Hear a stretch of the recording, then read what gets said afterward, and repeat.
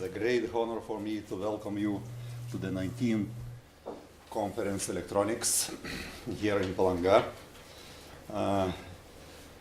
This year we have guests and participants from 23 countries. You came here to share your insights from your experience.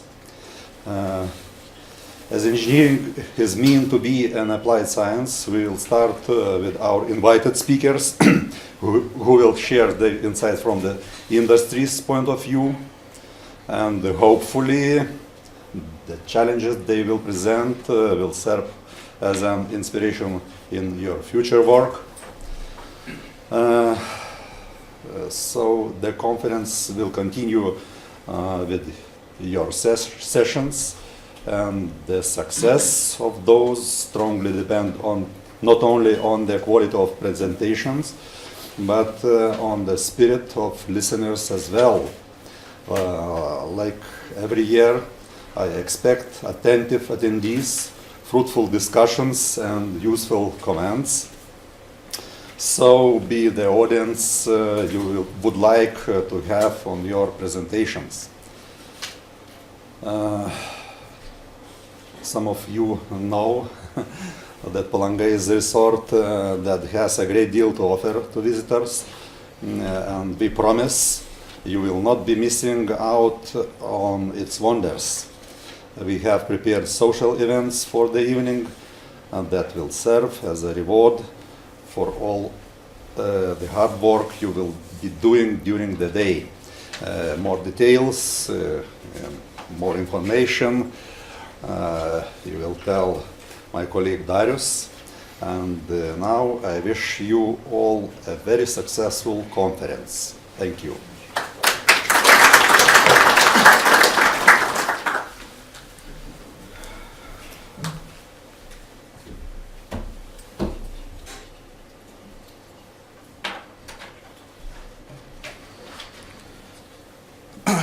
Good morning, everyone. My name is Darius Andriukaitis. I would like to present some information about conference, some statistics, and some information about social events. I would like to present the map of visitors, and by showing interest to our conference, I hope these visitors came to the conference website directly with correct direction, and after that we received applications from 33 countries from all over the world. As chairs said, that applications, that participants will come to our conference from 23 countries. After rigorous reviewing process, 101 presentations will left, and all they will be presented in this conference. The top 3 positions take electrical engineering, system engineering, and electronics. And I would like to introduce you about social events. So today we will have welcome party. So we will start from the entrance of the hotel at 6 p.m. and we will go to the first hotel and restaurant of Palanga. And the mayor of Palanga will meet us here, and we will stay in the first hotel named Kurhaus for about 1 hour, and after that we will return to this hotel restaurant, and we will have welcome party and wine tasting. Tomorrow we will have conference dinner. We will start also from the entrance of the hotel, and we will go by bus to the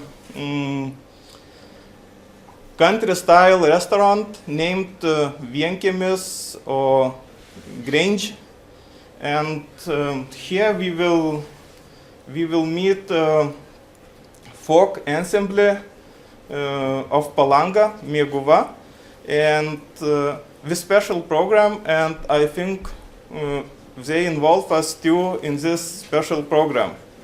And after that, in the late evening, we will return here in the hotel. And on the third day, we will have closing session. So I think that we will wait. We will wait this day. And I just want to remind you that you will keep your tickets with you, because during lunch and during social events, we will ask you about these tickets. So that's all, and have a nice conference.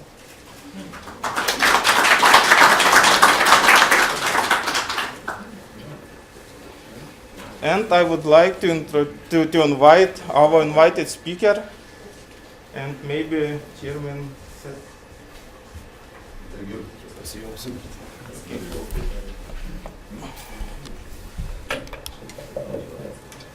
So we have invited speaker from TEO, it's the largest telecommunication company in Lithuania, and Andrius Šemeškevičius is Chief Technology Officer Technology and Chief Information Officer.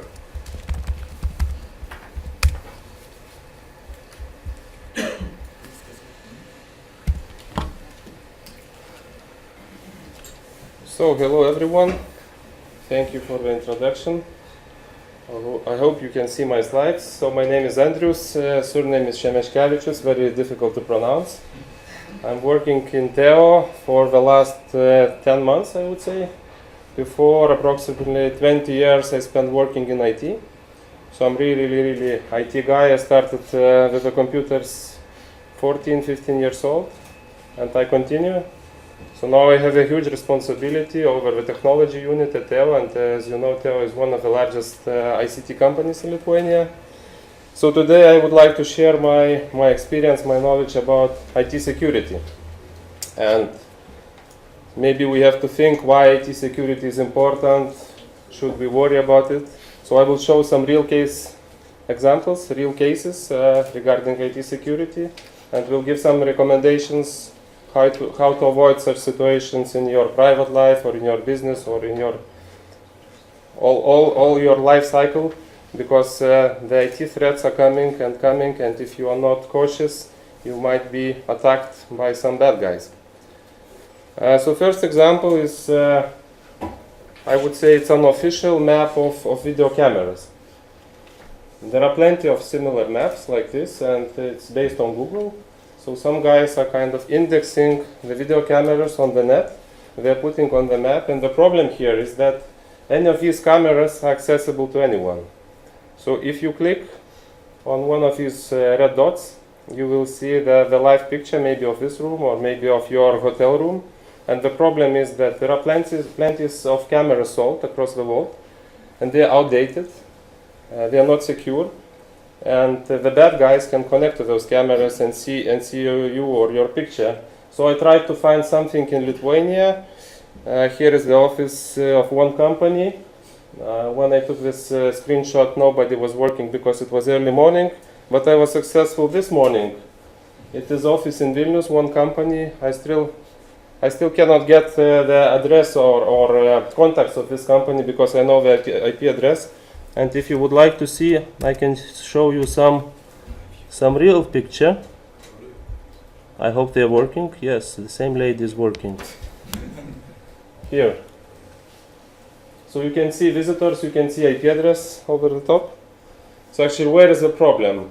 I have similar camera at home. It's very convenient. You go for vacation, right? So from your smartphone, you can check what's happening in your garden, in your home. If there is an alarm system and security company is calling, the first thing you do, you check on the camera. The glass is broken, the door is open or not. Yeah, so everything is fine. But the problem is that most of these cameras are sold 5-10 years ago. The vendors are not upgrading the firmware. The users are not aware of the latest vulnerabilities, and these cameras are exposed to the internet.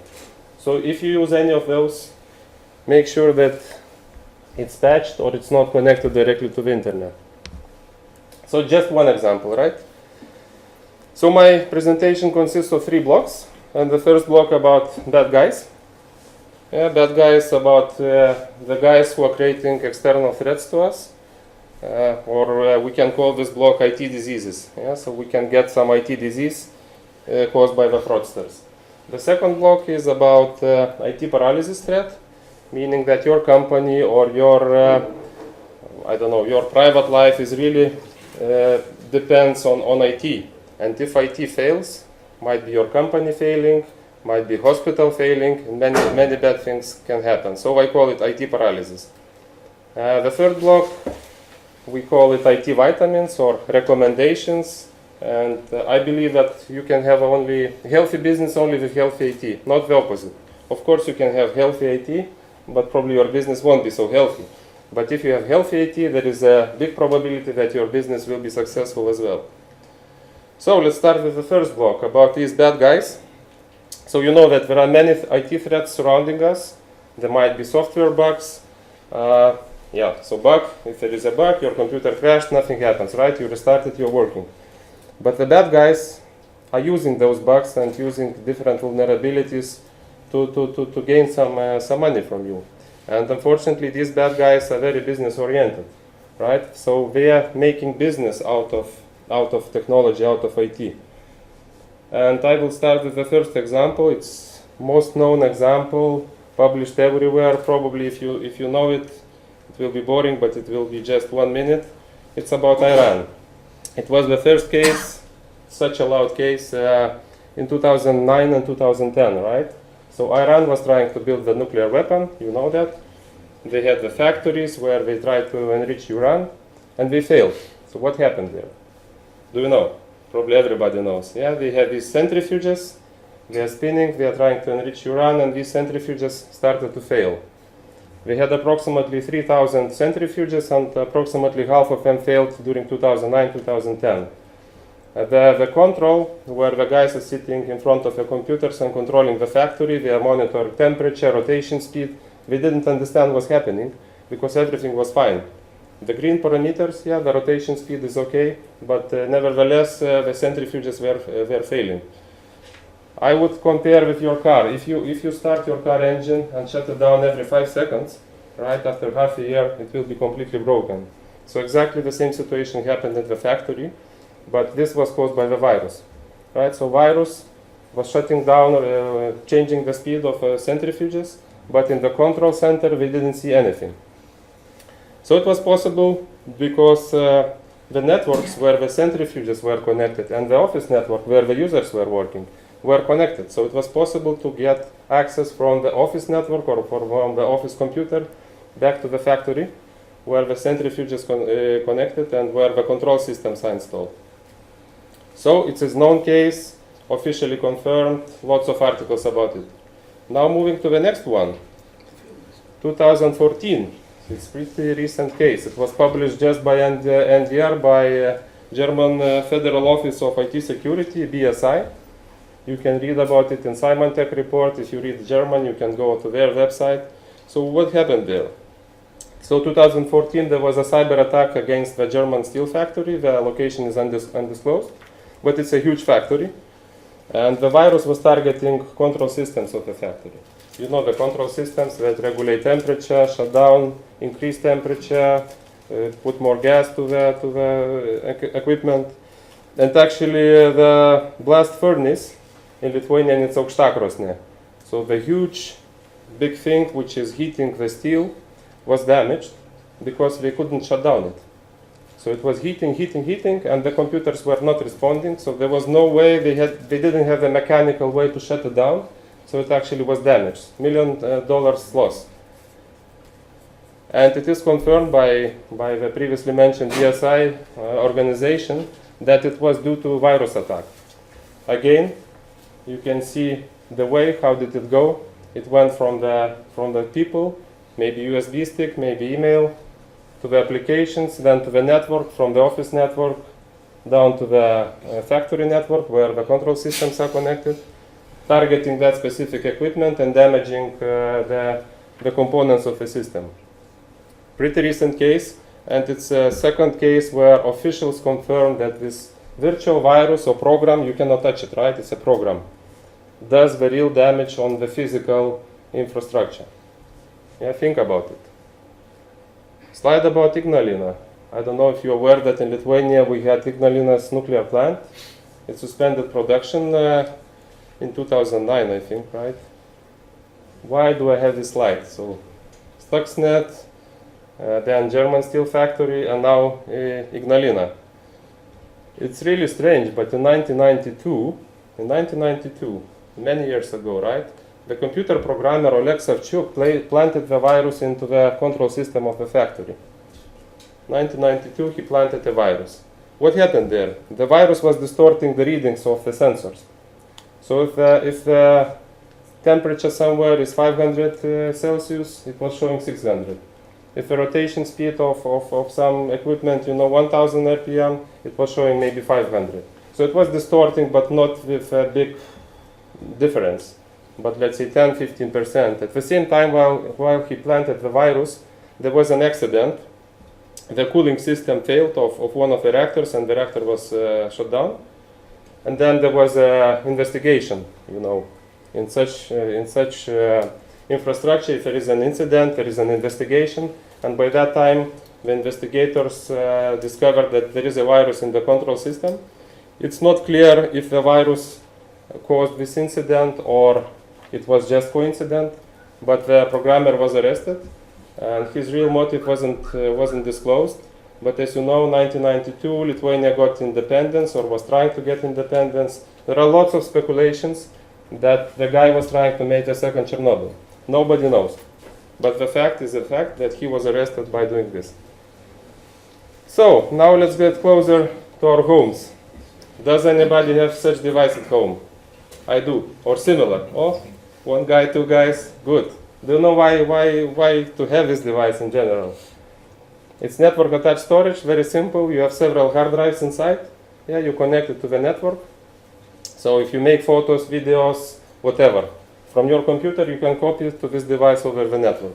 The good thing, when do you lose the data? If your hard drive is broken, right? So on the computers, the hard drives broke pretty often. On this device, you have two disks, right? They are mirrored. So if one disk broken, the second one is working. Perfect. So I have such device at home. All my family photos, all my memories are there. Of course, I do also some other backups, maybe to the cloud. But this device usually is a primary source to keep your data. And what happens? Last year, end of summer, boom! Everywhere you can read these from the newspapers. The Synology network attached storage devices were attacked by the virus. And the virus is asking to pay ransom, and some cops or police department in some United States city paid the ransom to free the data. Interesting, right? So the virus gets into the device, encrypts all the data, and you lose the access to the data. When you try to access the data, you get this screen. It says that you have 6 days, 20 minutes, 20 hours to pay the ransom. The ransom is worth 0.6 Bitcoin. At that time, it was from $300 to $500. So if you pay the ransom, they send you the code, and then your data is decrypted. You can access the data. Without that code, there was no way to recover the data. So all your data is encrypted. So now I know that you are lots of scientists and you are friendly with math. So let's do a simple calculation. 600,000 or 500,000, 500,000, you can say, infected devices across the world in 1 week. 500,000 devices in 1 week. Every fifth is paying the ransom. It's a statistics. Yeah, because everyone was contacting Synology, asking for the help. Synology said, sorry guys, we cannot help you. So you decide, you pay the ransom or you lose the data. So every fifth paid the ransom. So out of every fifth, yes. So out of 500,000, 100,000 paid. The ransom was from $300 to $500. So it's $50 million in 1 week. Now you understand why the hackers, why the bad guys are so business oriented. It's quite easy, right, to make money. Of course, I'm pretty sure that to prepare and to create such sophisticated encryption and software which is distributing, it took them probably half a year or maybe even longer. But be aware that these are across us everywhere. So how do we get such infections? Just as one example, there are typical sources of infection. So you can get phishing email where you have a forced link. You can go to website, for example, you're typing, Microsoft.com, and you mix two letters. There is a big probability that you will be redirected to the site where the hackers will try to infect you. Then, of course, infected USB stick. While I was younger, I had these, diskettes. Every second diskette had a virus at that time. It was easy to clean them. Then infected PC in the line. If you have visitors, they are connecting PC to your network. The infection might go out from the infected PC. And then even shared printer could be a source of infection. Right? So now, 2013, Russia, St. Petersburg. Foreign delegates of a conference received gift bags. Something like this. Yeah? You also received, I suppose. check what's inside. I encourage to check what's inside. The trick is that in the gift bags we had some paper materials and as well as electronic media. You had the USB stick, memory stick, the presentation with some materials, and the charger. Yeah, for your phone, for a smartphone. The trick is that here you had some malware or the virus intended to spy on you. But the most interesting thing, the charger. You see it has a USB port. USB port can feed not only the power, but USB port can feed the data as well. Right? So the charger had a microchip installed with a specific software that infects your PC similar way as this USB stick. Of course, Russians denied such allegations, but this guy knows a lot about those who plug the phones or the sticks into their computers. Yeah, so be careful, and I would recommend to use the stock chargers that came with your phone from the factory, so these are most likely not to be infected. But anyway, it's like in your private life, if you are going left and right and you want to stay clean, it's recommended to use so-called USB condoms. These are on sale actually in Amazon and some other shops. So it's an additional small device which filters out the data communication. So the USB cable, which is connected to phone or computer, feeds only the power. Doesn't feed the data connection. So you can buy those, or if you're familiar with soldering, you can build your own version. But probably it will take some time. So remember phishing? I just put some examples about the phishing. I'm using PayPal. One thing that I never mix my private life and business life. So here is I'm receiving this in my business account. So the first indication that something might be wrong, because I used to use some other email for such activities. Because if you buy something on Amazon or eBay, you usually pay with PayPal. So I'm receiving this saying that important notice, and there is a link. Yeah, if I click the link, what happens? You know probably already now. So if you move a mouse over this link, your email client is showing some URL, so-called address, where you will be redirected. And this URL, you see the digits, it's not legitimate. Yeah, it's fake. So never click the links in the emails you don't trust or you are not intended to receive.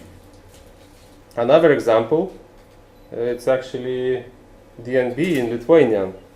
Strange for me was that crooks made this fake site. They prepared everything, but they were so lazy to write more text in Lithuanian. Because if you're targeting Germany, you usually write in German. If you're targeting English-speaking countries, you're writing in English. So this email is coming from hackers, so to say, in Lithuanian, but only few words in Lithuanian. So it's immediately or obvious that it is fake. But anyway, never click those links on the emails. And I'm a little bit afraid that there will be techniques soon even to bypass this security. So if you open the link, it will go automatically to the website, but maybe not. Are you familiar with Maslow's hierarchy of needs? Yeah, HR people or human resources people tend to teach us about this, psychology needs and so on and so on. Usually I don't have time for these events. They come, with very wrong time when you do a budget or something important happens, they come and say, let's go to the training. And there is a new hierarchy of needs. So after 70 years, now we have to adjust it. Yeah, it's Wi-Fi. So Wi-Fi is more important than anything else. When you go to the restaurant, pay attention to the people who are coming to the restaurant. What do? They don't look at the menu, they don't go to the restroom, they try to connect to Wi-Fi. And if Wi-Fi is not working, they leave the restaurant, right? When I book the hotel, I always check, do they have a Wi-Fi? Okay, in Europe it's fine, but in some Asian countries or in the US, it might be difficult to get it. So Wi-Fi is important for us. And the bad news about Wi-Fi is that if you use open Wi-Fi is not secure. So in this hotel, we have open Wi-Fi, right? And I'm saying that it's not secure. Do you know why? It's like, sitting in the restaurant. When you talk to your lover or girlfriend in the restaurant, if you talk too loud, some people around you can listen for your conversation, right? So what the bad guys can do? Here is the access point, which is sending Wi-Fi signal. Here is you with your computer or smart device. Yeah, radio signal, you're talking to the access point. And your conversation is more or less open, because it's open Wi-Fi, right? So anyone who can understand this language can listen what you're talking. So the hackers or cyber criminals can spy on it. You just need a simple notebook computer. I'm not prepared to show demo, but I can do it if needed. To show how your phones are syncing with your email accounts and so on. So the hacker can sniff on the traffic which is passing from your PC to the access point. And the biggest threat here is that the hacker can position himself into the middle of this conversation. So actually at one point of time, you stop talking directly to this access point, but you talk to the hacker, and then he relies the conversation to the access point. So you don't see any difference. But then, 100% of information is passing through a hacker's computer. What happens here? All your data, all your credentials, all your passwords, usernames, everything is visible to this guy. Right? So there is a big risk. So what to do in this case? So I encourage to use VPN or virtual private networks. Usually companies have these virtual private network solutions. If you are a private person or you don't have such, there are free options available. One was security keys. So if you Google security keys, they provide 300 megabytes, I think, of VPN for free.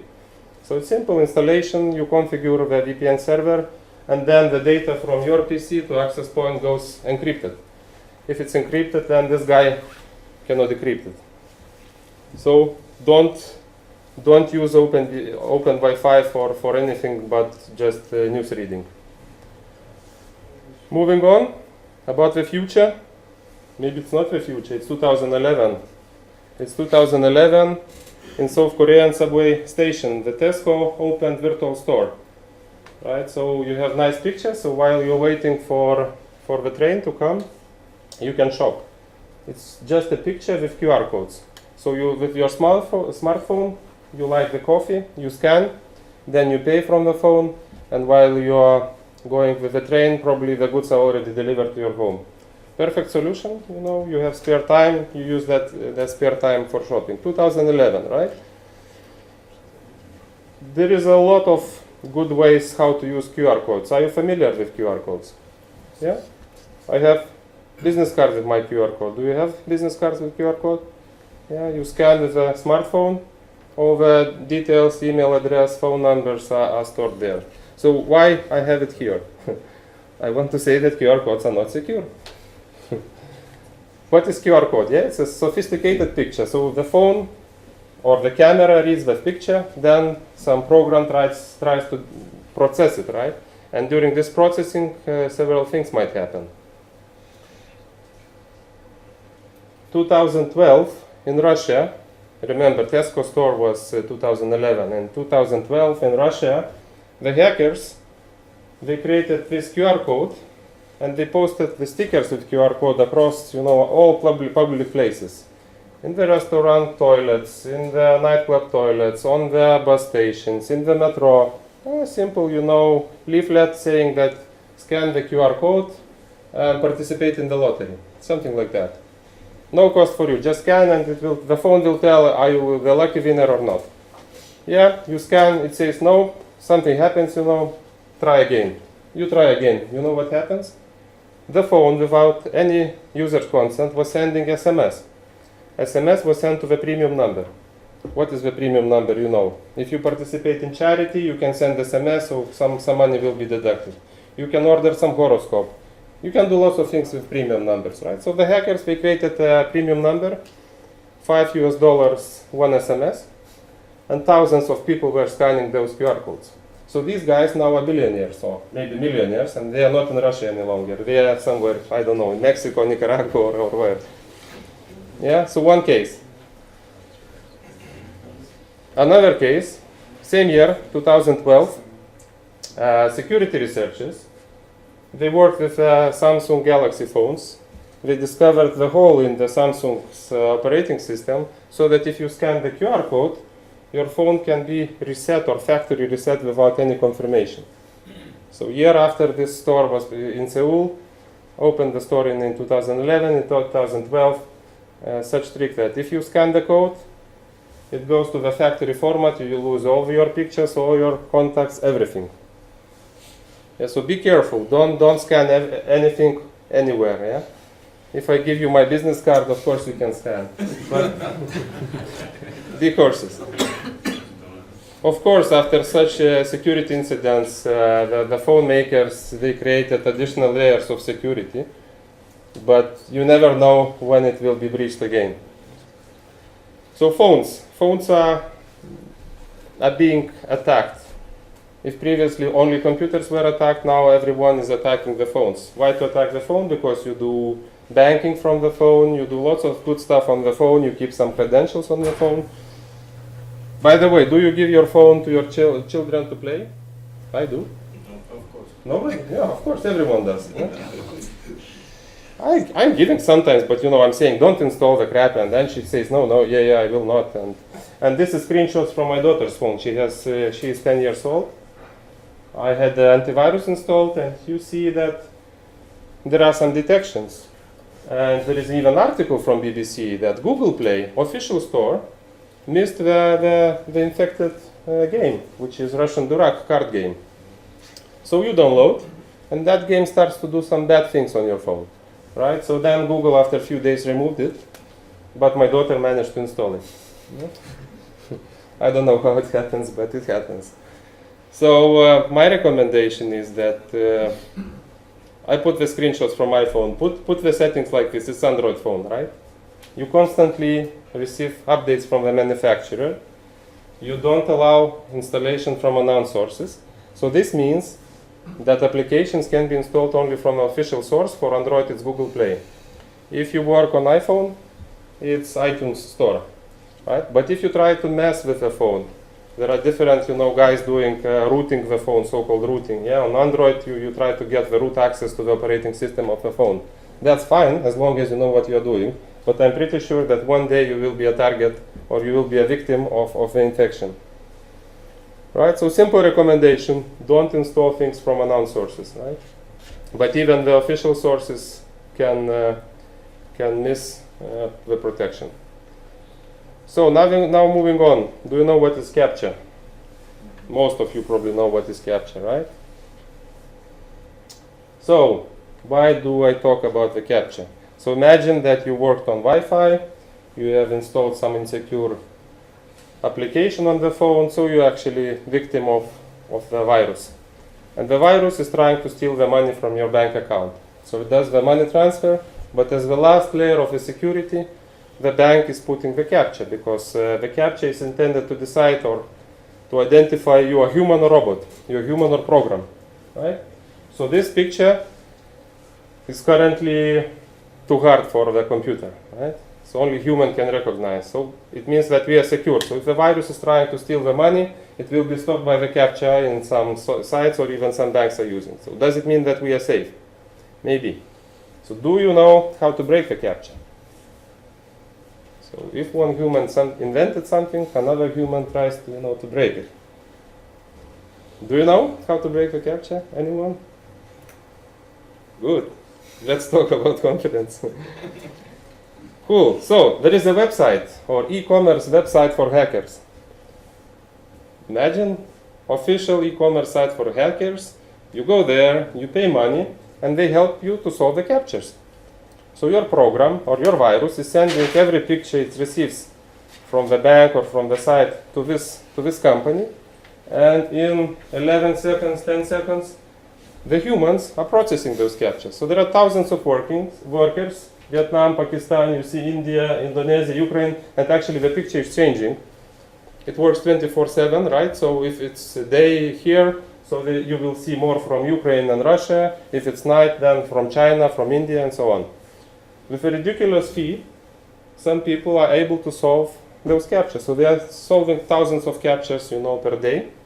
So the program sends the picture, receives the text, like in this example or in this example.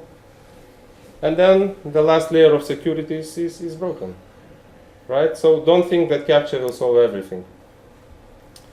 And the final thoughts on this malware or viruses.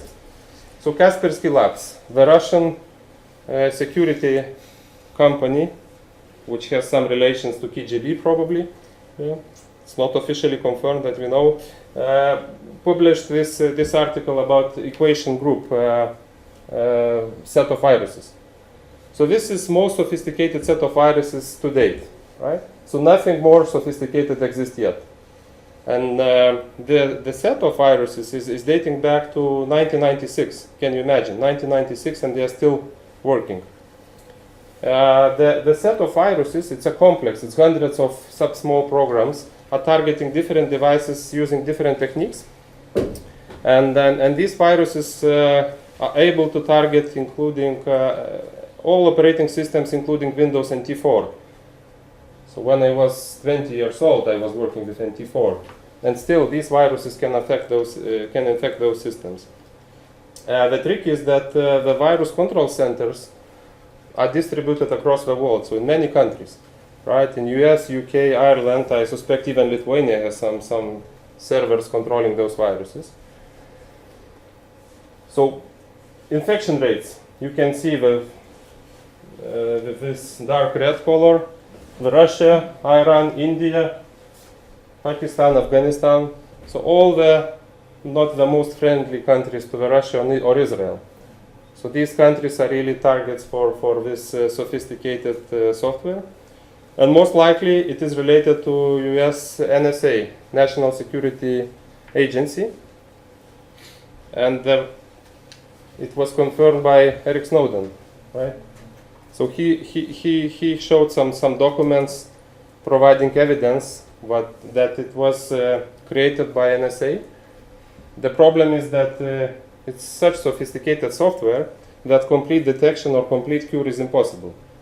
One example, the software is able to infect the hard drive's firmware, right? So not the hard drive like a typical virus, but it goes into the firmware. And the hard drive manufacturers usually do not provide the possibility to read the firmware from the hard drive.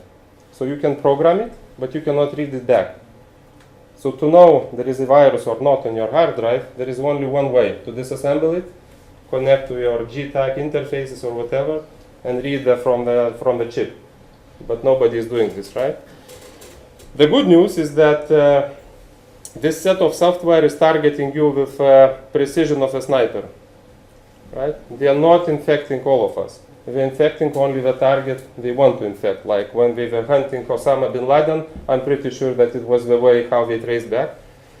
So you are safe, yeah? But you are safe as long as you are not trading with Iran or similar country.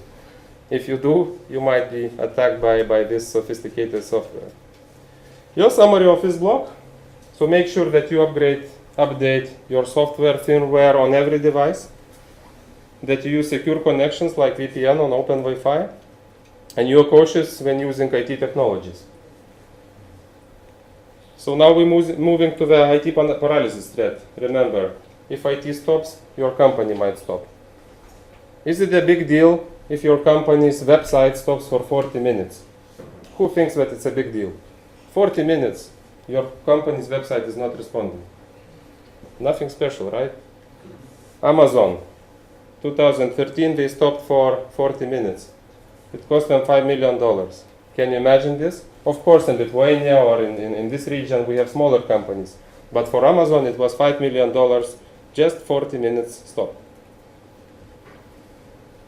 Another example, a few months back, Bloomberg terminals, you know, these stock trading terminals, went down on Friday. On that day, the UK government had to buy back the government debit.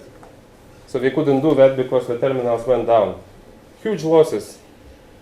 I didn't Google, maybe it was already announced how much they paid because of this. Yeah, a few hours of stop, and then your company might go bankrupt. Picture from the company or from the store in Lithuania, in Vilnius. I worked for that company at that time. Do you see any anomaly here in this picture? It's a grocery store. Anyone? Everything looks normal? Okay, I can provide a hint. If you pay attention to this line, it's milk, right, out of the fridge. And it's a little bit too much of milk. So there was no space for milk. And the problem was that in that company, the software which was running ordering forecasting went crazy. So it started to order one type of goods too many pieces, other goods too little. So this was the milk, you know, you put on the fridge, but the frozen food, you have the fridges, they have limited capacity, right? You put, and then it's full. Then it goes to the trash. The good thing about this incident was that company was prepared. So we had, I was in charge of that company's IT at that time. So we had kind of simulations done previously. What happens if something happens, right? So we had vendors who were able to support us on a short call. We had trained internal people, and we knew how to switch from automatic ordering to the manual ordering. So when we discovered that system is getting crazy, we immediately switched to a different mode of working, and then we recovered pretty fast. So make sure that you are prepared for such situations, because there might be a bug in the system which appears after 2 months in production, maybe, because that was the case. Another picture, I like it very much. When I visit our customers, I see this picture quite often. So it's a desk, then we have a server under the desk.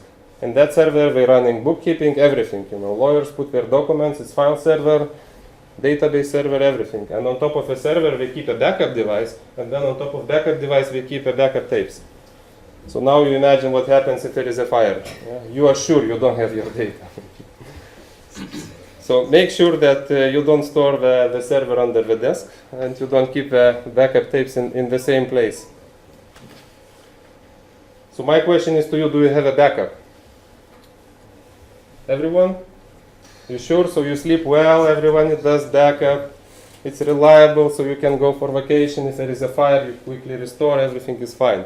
Do you know that it was quite recent research that only 5% of backups are tested on a regular basis each quarter. So only 5% of the data you are backing up, you are testing on a regular basis. A more worrying figure is that 17% or 1/6 of those backups fail to recover. So you test only 5%, right? And then every 6th of these tested backups fail. I would never drive a car without airbags, right? So think about this. You have to test, not only backup, but you have to test it. Can you recover? If you can recover, question is how fast can you recover? Remember Amazon case, 40 minutes? Is it good for your business? Maybe it's 200 people sitting without a job while you are recovering. 4 hours maybe it's too much for your company. For some companies it's okay, 5, 8 hours, yeah, maybe 2 days is enough. So every company should decide how fast you have to recover, and you have to test it. So recommendations from this IT paralysis, so make sure that you back up the data and you test it. Yeah, you have to entrust critical infrastructure hosting to professionals. Don't keep the servers under the desk. And be prepared for an emergency, like in the previous example. Have those scenarios in mind. Try to think what happens if your mail system stops. Maybe nothing, right? Your website stops, maybe nothing. But maybe your document system stops. Then your company is paralyzed. Business only with healthy IT. Yeah, so you need to have efficient IT to support your business. And you can only be successful if your IT is successful, not the opposite, right? So IT specialist is not a wizard. I used to be an IT specialist 20 years ago, and I was a wizard, kind of a wizard. 20 years ago in IT, you do everything. You know everything, you do everything. But times have changed. And it's good that I realized quite early, so I stopped being a wizard. I decided to do something more smart than this wizard. So why is it so? Lots of IT competences are needed in the current world to run IT. Yeah, multiple competences. And do you think that companies having one or two guys in the IT department can cover all of those? You know, development, security, infrastructure, application development, software licensing. I get crazy when the guys are coming, you know, with purchase order that we need to buy licenses, and we try to explain why do we need to buy, because we forgot to budget. No, the licensing rules are per core, per processor, per gigabyte, per user, per company's revenue, per clicks. Unbelievable. It's impossible to predict, you know, what kind of licenses you might need tomorrow if you're not specializing in this area. One example. One Lithuanian company, you can not Google, you go to 15 minutes LT, you Google, you not Google, but you search what kind of company received this fine. It's quite significant fine, I would say, for Lithuanian company. Oracle, the new database released new feature which is by default activated. So if the administrator takes the database installation disk, installs the database, it gets this feature activated, it's in memory feature, that costs a lot of money. Yeah? So make sure that you consult the professionals. Don't do the licensing on your own, because the software vendors they have thousands of lawyers. You know, they are putting some traps in the license agreements. So if you're alone, you will never succeed fighting them, right? So if you talk to the professionals who are specializing in this, then it might help. Also, it's important to notice that most of the companies do the physical inventory of the equipment you use in the company. Don't forget about inventory of your software assets. You know where it is installed, when, why, and so on. One more example. I worked in Latvia for 9 years, so that's why I'm keeping this example. It was middle of a crisis, middle of economical crisis, 2010. And the Latvian tax inspectorate lost all the data they had on their computer network, so to say. So what happened there? The problem was that Latvian tax inspectorate, they ordered the software from the Latvian company, and they asked to build the software from the scratch. So they knew what kind of functionality we want to have. So they explained, and this company was building the software. The whole process was focused on the functionality, that it's performing well, it's convenient to use, everything. Yeah? So every Latvian company was uploading the electronic data about their taxes, about bonus payouts, about salaries to this website. Everyone was uploading it, right? But there was a possibility that the hackers, or even me, I can download all these documents to my PC without any passwords. Yeah, and it happened. Some guys were downloading terabytes of data from that site. And the worst thing, they started to share the data with the TV, with the journalists. So 2010, Latvia is cutting salaries, reducing pensions, right? And then on TV, the guys are coming and saying that the public companies are paying bonuses. Public companies are increasing salaries, and they are publish the real data. So lots of people were fired. What a mess, yeah? And the biggest mistake, creating software from the scratch and focusing on the functionality, forgetting the security. Another example about lost and stolen devices. You know how many lost devices per year, per day we have? Computers, smartphones. Every device holds some data. Even your USB stick, if you have, right? If you lose it, think about it. I can recover data from, or you can recover, you download software and you can recover. You can recover the previous pictures which were stored on the stick. So if you lose it, you think that your picture's probably in someone's hand. So, recent example from, maybe we have to focus on Coca-Cola case. Yeah, Coca-Cola lost some notebooks, some laptop computers with unencrypted data. And now the former employees are suing Coca-Cola for loss of their private data. And it will be millions of compensations because of this. So who should be fired? Who should be fired in case you lose the data? Or in case your company is breached? IT? In some cases, it's even CEOs get fired. In this case, the target CEO, the second largest retailer in US, the CEO was fired because of a massive breach of data. So make sure that the security, IT security is high on your agenda. And one simple recommendation, use the built-in tools like Windows BitLocker. You just go, enable encryption on external drive, on internal drive, and if you lose it, it's safe. Now the last block about IT outsource and IT. Should I have it in-house or outsource? My recommendation, keep the right balance. Never outsource 100, never keep in-house 100, right? Every company should find the balance. But if you outsource everything, you have zero IT knowledge, then the vendor is controlling you, right? So never do 100% outsourcing. When we speak about IT security, there are different layers of IT security. So think about these layers.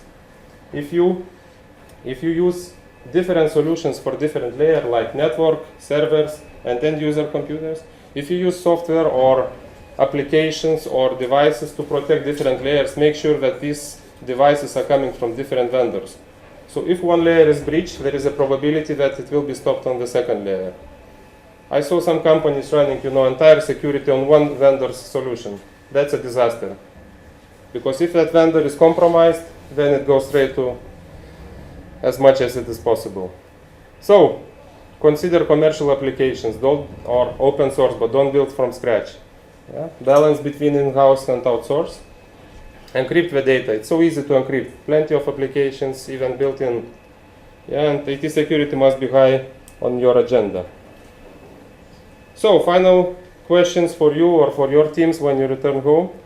You can ask, your IT guys, where do you keep your backups? Yeah, just ask this question and see how they answer. If you work in IT, you can think how you will answer that question. Do you know how long does it take to restore? Ask the guys, What do you do? What does your company do if a key IT personnel leaves the company? Do you have a documentation in place? Do you have a procedure so that you can hire another vendor or another person? So what might go wrong if your company is hacked? Remember Amazon or Target, CEO is fired, Amazon 5 million losses. Do you have IT strategy? Yeah. And do you feel confused when talking about IT? So that's it. I wish you a pleasant journey, and I'm ready to answer questions, if any.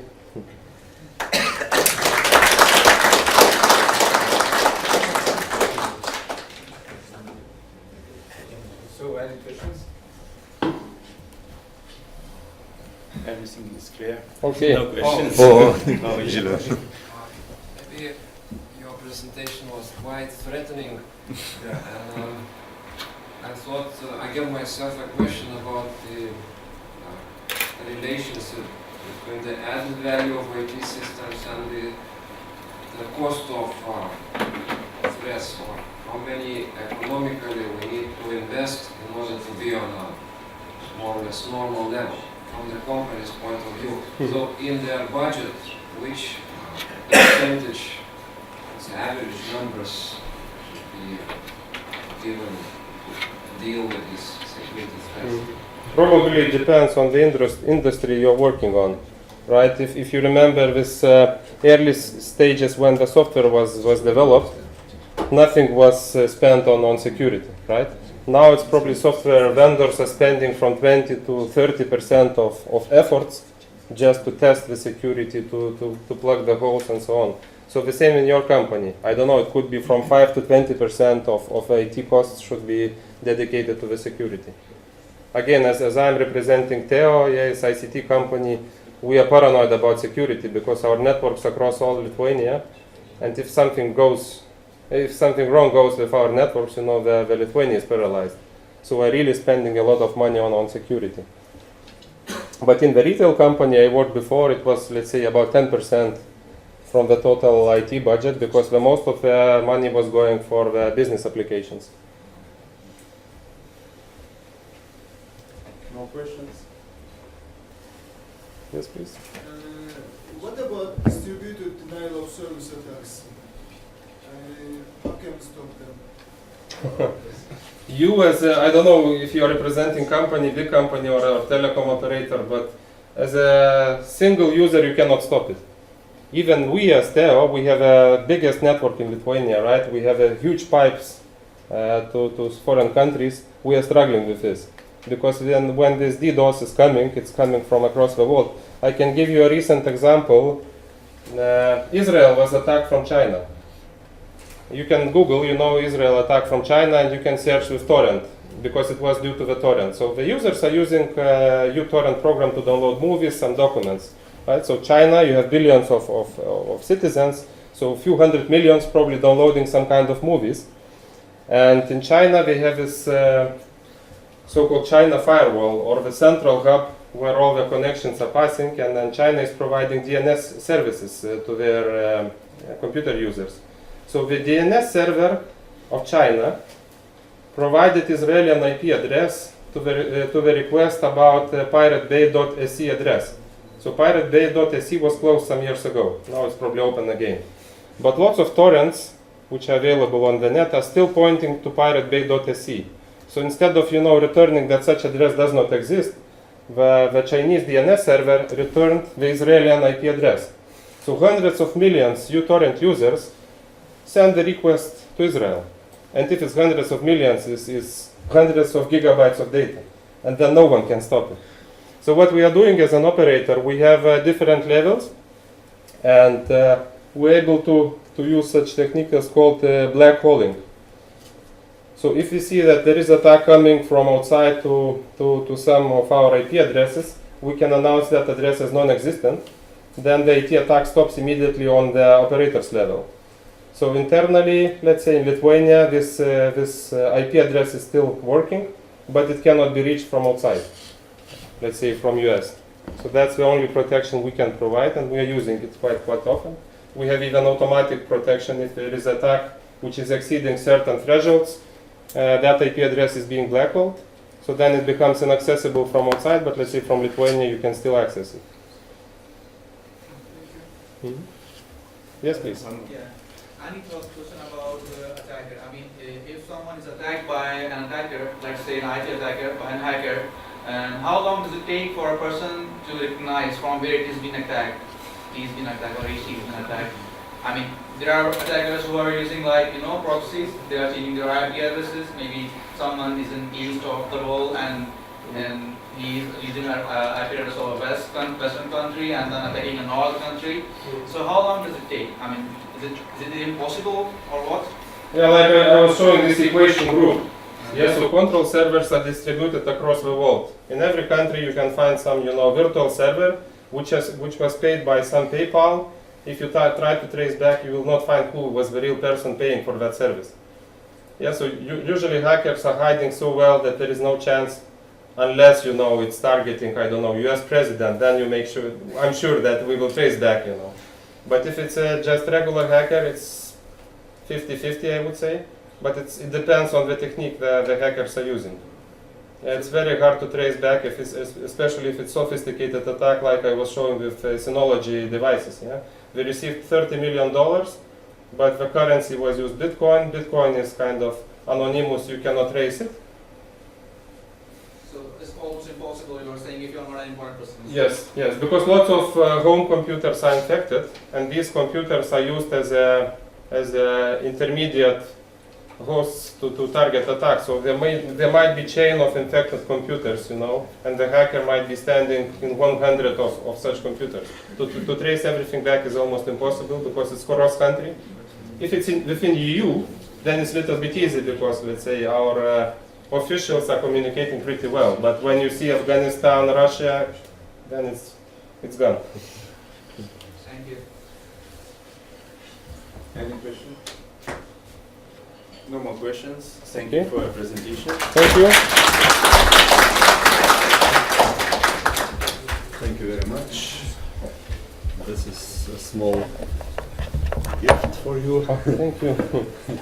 This is IT safe and And charger. I'm not sure about this because this is USB charger. And Darius will say some words about this. Okay, just some words about evaluation form. So we decided to increase your motivation to return your opinion about our conference. So I think that you will, everyone will find in your conference back evaluation form, and we inviting you just to complete this form and return to the conference desk, and we exchange this form to conference small gift. Okay? It's a USB charger. Okay, so thank you for this session, and we can go to the coffee break.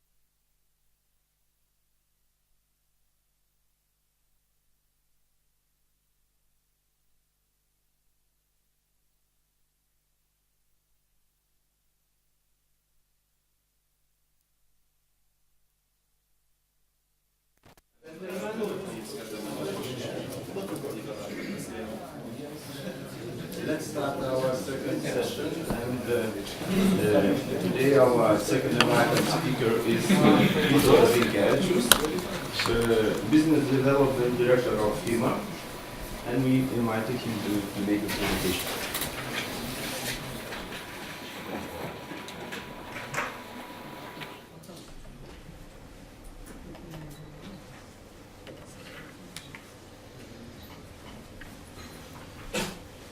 Dear gentlemen, thank you very much for inviting me at this nice event in Palanga.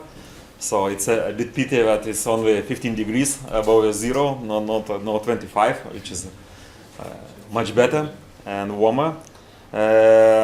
So with Algimantas, Mr. Algimantas Valnevičius, I know him for quite long period because I am absolvent of Kaunas University of Technology. At that time it was a radio electronics faculty. So for me it's a double great honor to be here and to tell a bit what's happening in the real market. Actually, I'm representing a company who install things, solutions, systems designed, developed by you. So actually the distance is still very big from the scientific point till the installation point, but I see many good things, and also I see many issues, opportunities, and so on and so on. So my presentation is based on our company presentation, on company FIMA presentation, which is system integrator, the biggest system integrator in Baltics. So it's not marketing one, but I will try to show the things, how it looks like from system integrator, from project implementation company point. So.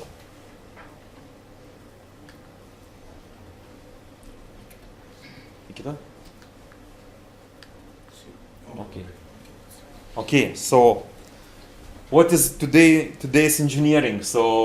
So it took phrase of Leonardo da Vinci: simplicity is the ultimate sophistication, but a devil is in the details. So actually the point of this sentence that the world is going more sophisticated, but from point of view of technology. But on other hand, all our customers, we expect things to be more simpler and simpler, and actually we are somewhere in the middle.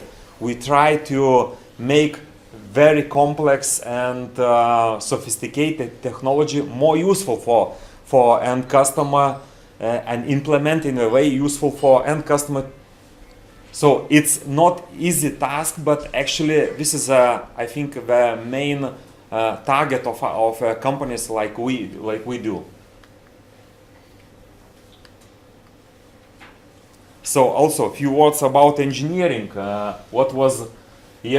This is what we saw, how we saw the situation yesterday, and the situation is very different today. So many things can be done from a home. So you don't need to go to a site. You don't need to make maybe some hardware. Okay, there is still plenty of hardware works you should do, but many things can be done remotely. Also, so there are still, it's necessary and it's a very important part of all the systems is research and development, while we are involved more in system integration, and we are trying to make all those good things working together. So this is, I think, the very important goal of our business. So, as I told, FIMA is the leading electronic engineering solution integrator in Baltic countries, and it's also a very interesting point that FIMA as a company was developed by two absolvents of Vilnius University, one of faculty of physics and a faculty of mathematics. And actually, name FIMA is the beginning of Lithuanian words Physica and Mathematica. And at that time, young students, we started to install security systems. because at that time CCTV intrusion, access control, it was in agreed demand from a customer, from new banks appearing in the market, from private customers and so on. So we had huge success at that time by providing different engineering system.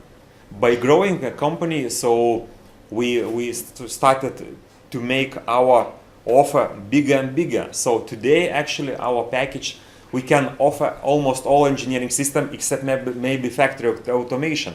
And the most interesting thing that all the systems you provide, you install for customer should work together, should be integrated, must provide efficiency for end customer, and this is a very important thing. So our aims was and is to develop and implement electronic engineering solutions to modernize public and private infrastructure. So actually we are participating in many private and public projects where, while modernizing its infrastructure from railways to airports, also one of the growing industry is intelligent transportation systems. It's also very important in our region in order to develop economy and so on. You should have a well modernized infrastructure of transportation and so on.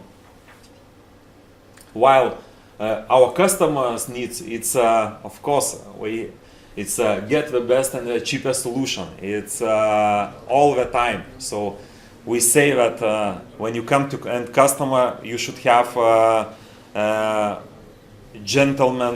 kind of gentleman pack. It's gentleman pack means you should have, of course, good relationship with end customer. You should have good solution, and of course, your price should be the best.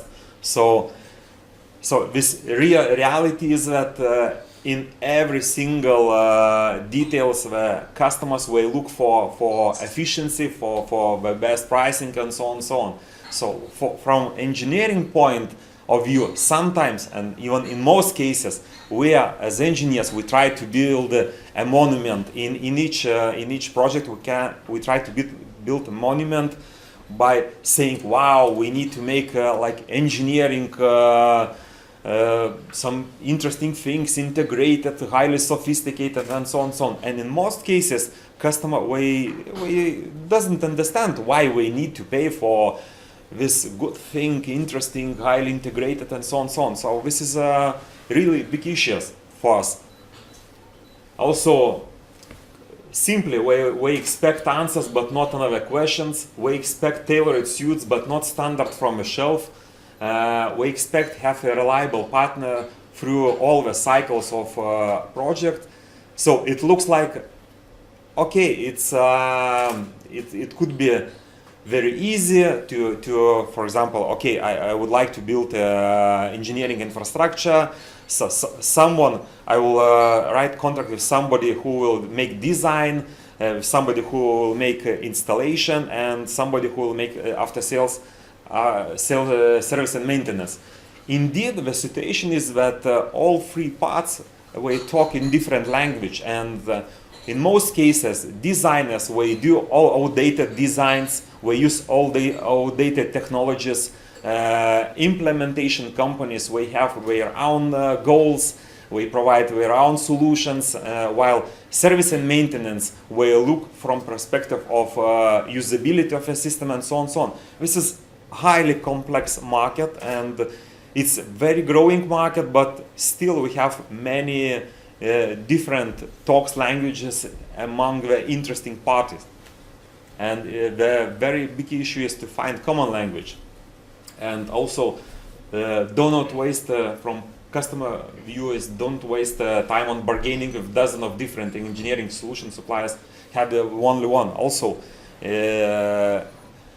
more we get into the engineering world into infrastructure, the more solutions we face. The last our installation in Minsk Aqua Park, we installed more than 25 different engineering systems. actually the amount of project was around 7 million euros, and it was highly complex. For end customer, it was actually we couldn't manage to buy such amount of systems, different systems working together and so on. Even during the specification phase, it was big problems to make what I expect, what I would like to have at the end of the day, and so on, so on. So wherefore, engineering role it's not only to develop very good and sophisticated machine, but also to make it usable for day by day activities and so on. So it's a bit about the region where we are active. So actually today we are in Poland, Belarus, Lithuania, Latvia. Tomorrow will be Norway, Sweden, Denmark. So this a bit about the services. It's as I said, from consulting, design, installation, contracting, service maintenance. So actually all that services, it's typical services of system integrator. And it's really pity that the more we are involved in the big infrastructure, interesting engineering projects, the far we are from real electronics engineering and so on. We are starting to be rather general contractor, rather project manager, but not the one like we started 20 years ago, where a company was full of enthusiasm, providing different electronic engineering stuff with many interesting features. But the reality is that most of our end users, we do not have enough time to spend to check all these features and to know the situation in the market and so on. We try to rely on service provider, and so that's why we also should transform. We try to transform technical language to a business language, and it's not easy task. So this is a typical solution package portfolio of our company. Some figures, but just a few things that more than 10,000 projects implemented in the region, more than 500 service sites serviced by our service center, and of course many of ongoing and implemented projects. So our team, few words, also our 500 employee professionals in all 3 countries. And also, this is also quite important thing, it's a structure of a company. I would like to show that one of the core of the company is engineers, and I think it's in spite of the situation changing market, I think it's the most important and it's key cornerstone of our company, and to have engineers in-house, not to order them to find in the market, but rather to have in-house to provide up to date the newest, the best solution for end customer. And even during the crisis, we need to look around how to reduce personnel and so on, and even cut salaries and so on. And actually this part remained the same during this economic crisis time. So many technology partners, social activity partnership with universities. It's a partnership with Kaunas University of Technology, with Riga Technical University, National Students Academy. So in order to promote engineering, electronic engineering, we also invest, we participate in various students events to promote, to back from business management to engineering, but because in my opinion it's very interesting and looking to the future, it's very important profession. So some information also about the projects in the market, what type of projects we have, and where those good engineering solutions could be used. And there are many of different It's one of them, for example, it's one of our ongoing projects we're involved is electrification of a railway section between Vilnius and the Belarus border. So actually it's a first project since last project was done more than 30, even 40 years ago between Kaunas and Vilnius. And this is the first project. And in this type of project, we have different engineering systems. Our sales team, in order to acquire this project, our sales team was comprised of around 20 employees who are professionals in different segments of activities. And so, therefore, I would like to say that it's very important to be and to know such different systems and make it working together. So therefore that allows us to be in the in the winning position in such projects. Also, it's we are very proud of this project. It's a modernization of Kaunas Kybartai. It's one of a railway section. It was very interesting, also a huge project. It took us 2 years for preparation phase and another 2.5 years for implementation phase. Actually, we're very proud because of this is the only one project of such a size in the Lithuanian railways which was implemented in terms and with no delays. So we're it's really strange, but the situation is that the poor preparational phase caused many problems during the installation, and also we also should develop not only our engineering skills, but we should try somehow to persuade and develop customers' engineering skills and their perception of the system's efficiency, of advantages, and so on, so on. For example, our neighbor, we have our subsidiary in Poland and our affiliate daughter company Firma Polska. For example, we're quite active in Polish railways modernization. And for example, last year it was the budget of about 9 billion zloty in Polish railways, and only 4.5 billion zloty was consumed because of simply of lack of engineering, design resources, and so many things. So many projects are approaching to the market, but there are no companies can consume, can get those projects, which can implement them in time and in budget. So it's a huge issue for our like a system integrator, market, business, and so on and so on. In the same, for example, Lithuania, there is a plan to make modernization and installation of electrification of around 600 million euros in coming EU funding period. So it's a huge money. So I think we as a country we can prepare students. We can invest in from studying right technical. For example, we're stressing very much on preparation of railway signaling engineers, which are now in demand in all Europe, because modernization of railways is happening not only in Lithuania, in Poland, but in all Europe.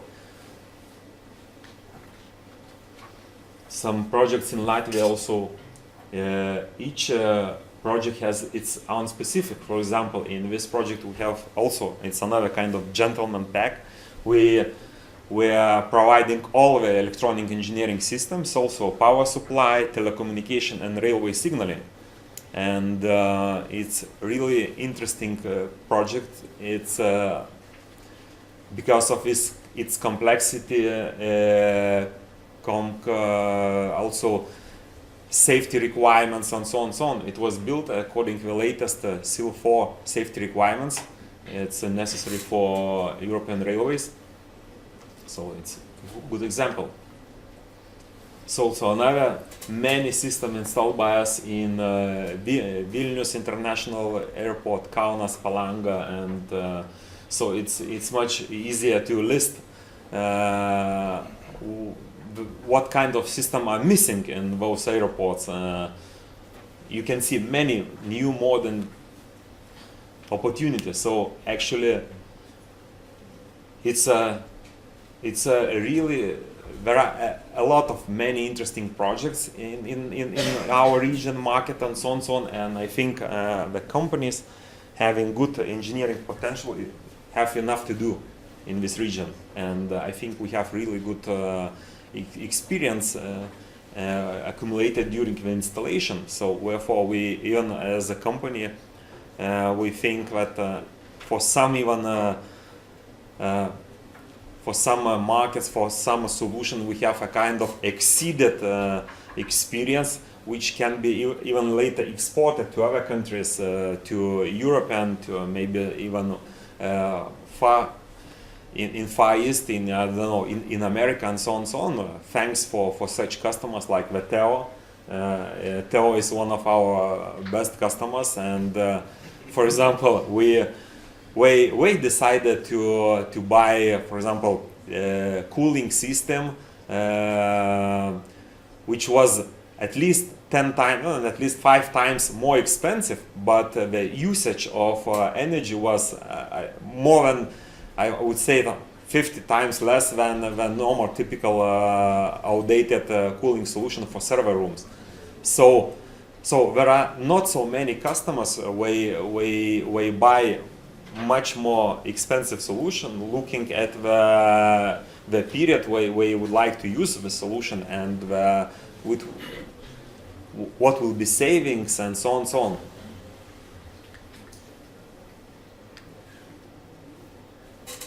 Some traffic information system is also, it's another ongoing trend in the market, that there are many projects in the development phase in intelligent transportation system. So our company installed many speed cameras all over Lithuania, meteor detectors and so on.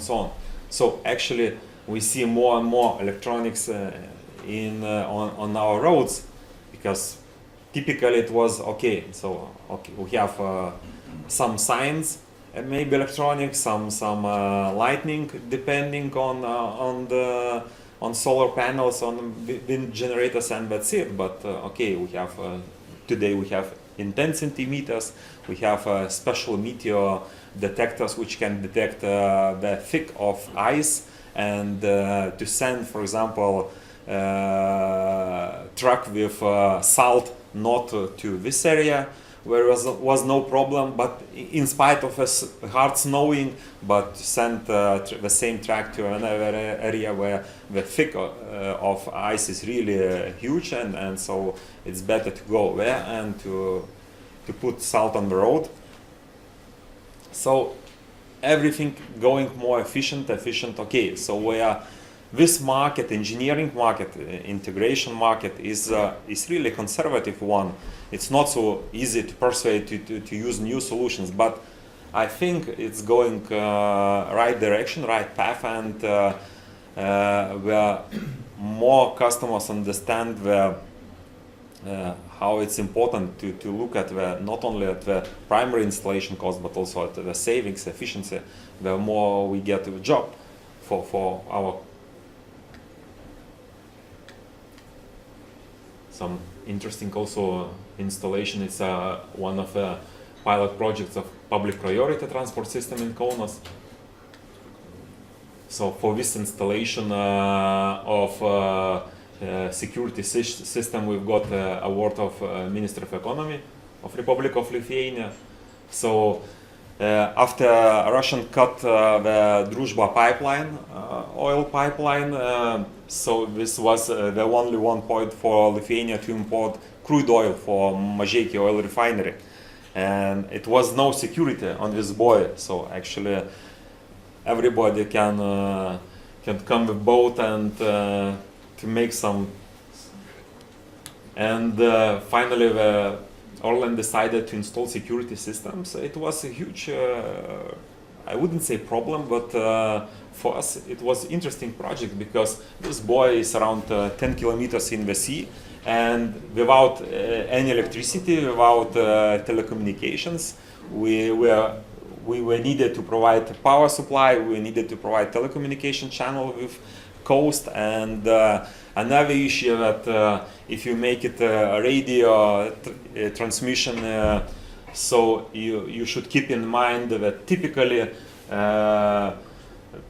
the ship is connected to a buoy in opposite direction to the wind is blowing, and when wind is blowing from the sea, so the ship is standing between the buoy and the shore and the coast, so you need to make spare radio transmission connections. So we did 3 spare connections. Also we installed special solar panels for silent environment. We installed special wind generators. So it was really interesting. It wasn't big, of millions of euros, but it was interesting. And I think we are very proud by such installation that where we can, having such engineers, we can find right tailored solution, not the suit like this, but made for you. It's also main installation of our company done by for perimeter protection for state border guard service. And also unique point of this project is that it's not to install perimeter protection system on the border. It's not big deal. The big deal, the detail is that we have situation that in Lithuania, especially in winter time, we have climate situation when is +1, +2, 0, -2, +1, -1, +1, +2, again -2. So we have frozen the frozen, frozen the frozen, and if we in 90% of detectors we cannot work in such environment. So we need to make double checks. We need to install different kind of technology to combine them. If somebody try to get over the border, so we detect with video detection. Later on, we detect with some barrier cable technologies and so on. So on. It's also some kind. It's not we develop something new, but we rather try to find the things in the market and integrate it in the way it is the most efficient. Some also staff vehicle access control, time and attendance system is also interesting thing that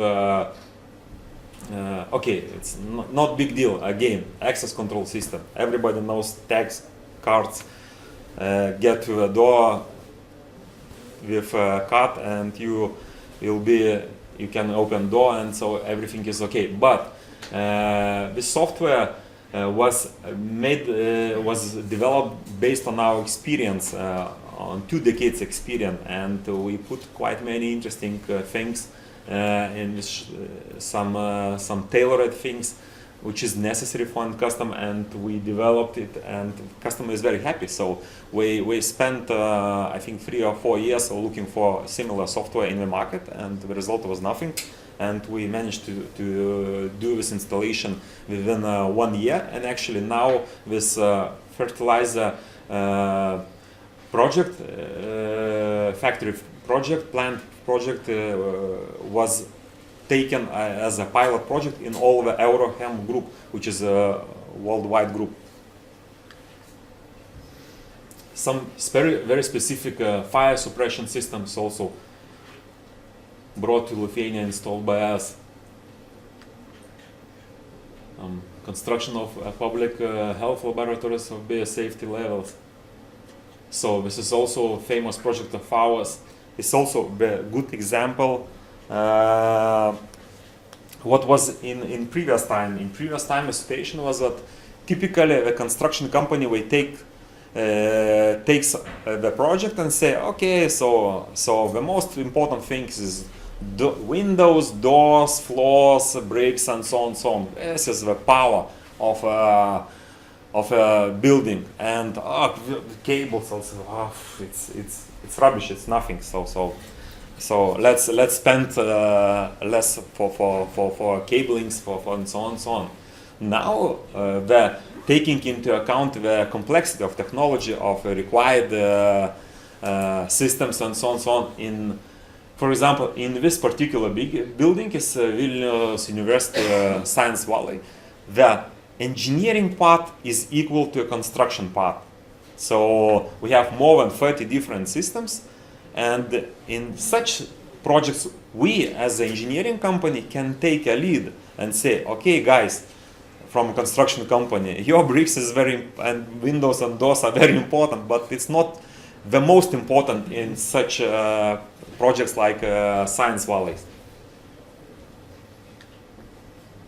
So also I mentioned in the beginning, it's an engineering system for Minsk Aqua Park. It's also, and the interesting thing is also that we managed to install 20 different engineering systems within 5 months.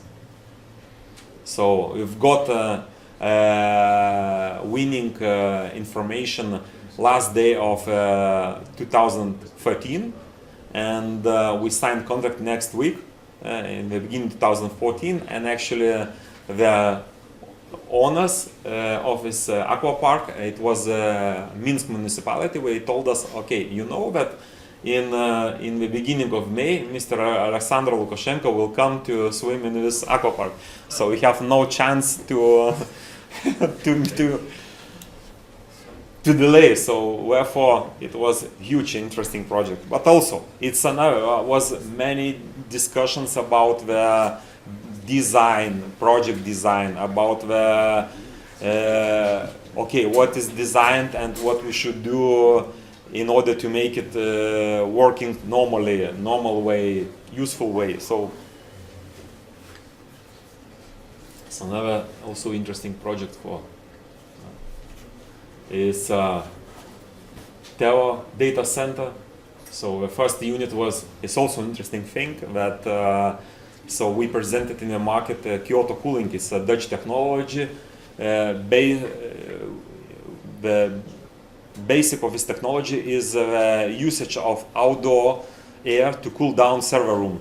And in most cases, if we talk about Lithuania, we have only 2 weeks where outdoor temperature exceeds data center temperature. So therefore, in all of the time, we can use outdoor air to cool down servers.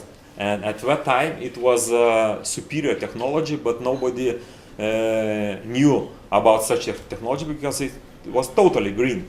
And it was quite expensive and so on and so on. But finally, after a long discussion with Teo, with many calculations, even it was written in contract, if the consumption of energy will exceed a certain amount, written in technical specifications, we will pay for Teo all the extra usage of power of electricity. And I am happy to say that we never paid. So I think it's good not only for us but also for Teo to decided to invest in advanced technologies. Okay, in some cases we may fail due to many reasons. Because new technologies is new technologies. There is certain risk. Some also installation of data center for Latvian State Radio and Television Center. And for a final, so I decided to write some key issues and opportunities for us as market players, for all the market and so on. I think one of the issues is still the main procurement winner selection criteria is based on the lowest price. It's a really big problem. Now there is some steps forward to avoid that in order to make transition from the lowest price to the best value. It's according to EU new regulations. So it means that especially public companies will be forced to buy not according to the lowest price, but look about the service and maintenance, look about the cost of exploitation and efficiency and so on and so on. It's I think it's a core requirement for us that it should be like this, because if we talk about the lowest price, it's never ending story. You can actually sell a system for €1 if it's necessary, but what will be result? So okay, so some results we saw in Teo presentation. So you can see women sitting in office and printing. So because the camera was outdated and nobody cares about that. So also, as another issue is lack of skilled market players. It's not only the problem of a customer. I think it's a problem of all chain. It's a design integrator, project engineer, customers, and also the same. It's very important that universities will also should follow a path of technical requirements necessary for a market, necessary for end customers. Okay, they're changing, but not in the way like Moore law every 2 years, 10 times or something like that. So it's we need to be ready for more sophisticated solutions. And for us also, we as a company, we are staying in the middle. And it's one thing, as I said in the beginning, it's technology becomes too complex. On the other hand, the customers, we prefer more. We do not go in details into technology. We try to, okay, so I would like to have it on a mobile phone and just to control from my laptop, PC, and so on. So I don't want to care about anything what is behind. And it's really a big for us. It's big issue to manage, to leverage process. And also that many decisions are short-sighted. It's based on investments, but not on the cost during the certain period. Also, engineering market, believe me, is a very resistant and conservative market. So if you look at a certain part of security solutions where were designed 20, 30 years ago, maybe it's good now looking from threats, from security threats, because technologies are outdated. It's not too easy to get into the systems because we are simply too simple. But on the other hand, it's a big issue actually that the market is not very much dynamic, actually, even vice versa. So, but besides of issues, we have opportunities. It's as I said, expand our accumulated access competence to markets around the Baltic Sea. So thanks to EU funding, thanks to many modernization projects, we accumulated quite interesting experience, and we have, for example, we have certified specialist very well known in all the region regarding the data center infrastructure. And actually, but if we evaluate our local market, we have 3, 4, 5 projects per 2-3 years maximum. There is no big need for much bigger development in the region. So therefore, we are looking to, to offer, to rent our specialists to other markets, to maybe to provide services and go somewhere else. So it's also an interesting opportunity. And of course, we're waiting for another EU funding, which is coming, unfortunately, with big delays and with many problems, but I hope in 2017 we'll get first projects, first money from new period projects, and let's see. And of course, it's increased demand for efficiency within areas of data centers, transport infrastructure, utilities, etc. It's never-ending process actually, and once you stop modernizing one part of a certain customer, so after the ending, you look around the new project within the same customer, because simply the system are changing, everything demands are changing, and so on, so on. So the good news that definitely we'll have to do what to do within next 100 years at least. So thanks from my side, and any questions?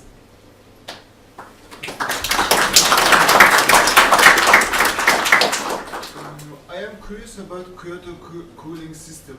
How can we use on-site air cooling the data center? Because, for example, in the summer, the outside temperature may be 30 degrees.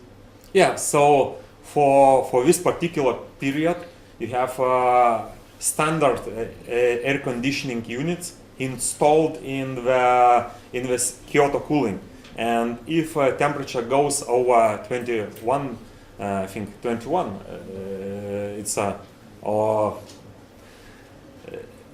above a certain level threshold, immediately this internal cooling starts up and cool down additionally. So it's particularly used for this 2 weeks period. In all other during all of the year, you don't need any extra cooling. So it's enough to have outside air.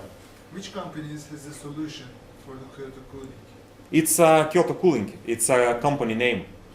Many companies like APC, like Emerson, we started to make a kind of copies. We started to introduce similar solutions. But in general, I think it's Kyoto Cooling. It's a market leader in this particular segment.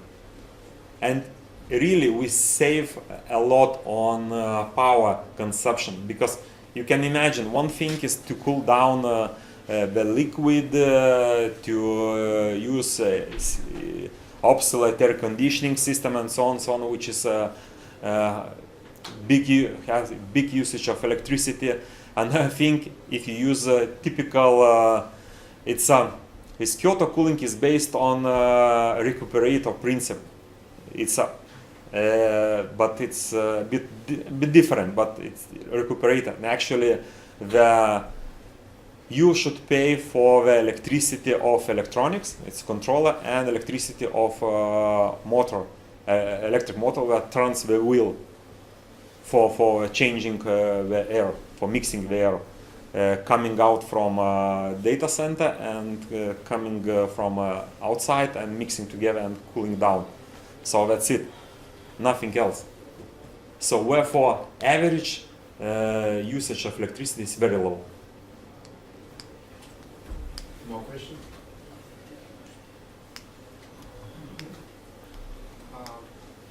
You are a system integrator and you acquire subsystems many times or quite often. The question I wanted to ask, if you look in an average sense, which is the key criteria when you make a decision to acquire this subsystem from that supplier? Because they, I guess, also are sophisticated systems that are characterized by many parameters, by a different set of parameters. So what is the key criteria when you make selections? You know, there are a set of criteria. First, I think the most important, okay, it's a joke, but it's not the joke only. It's we inherited from end customers is of course the price.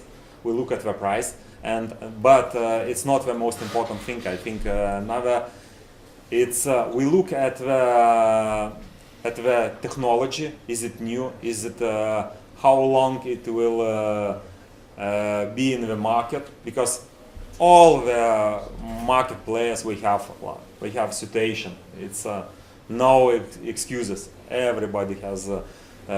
Once we are market leaders, next day we have many problems with and trying to develop something new in order somehow to keep on the edge of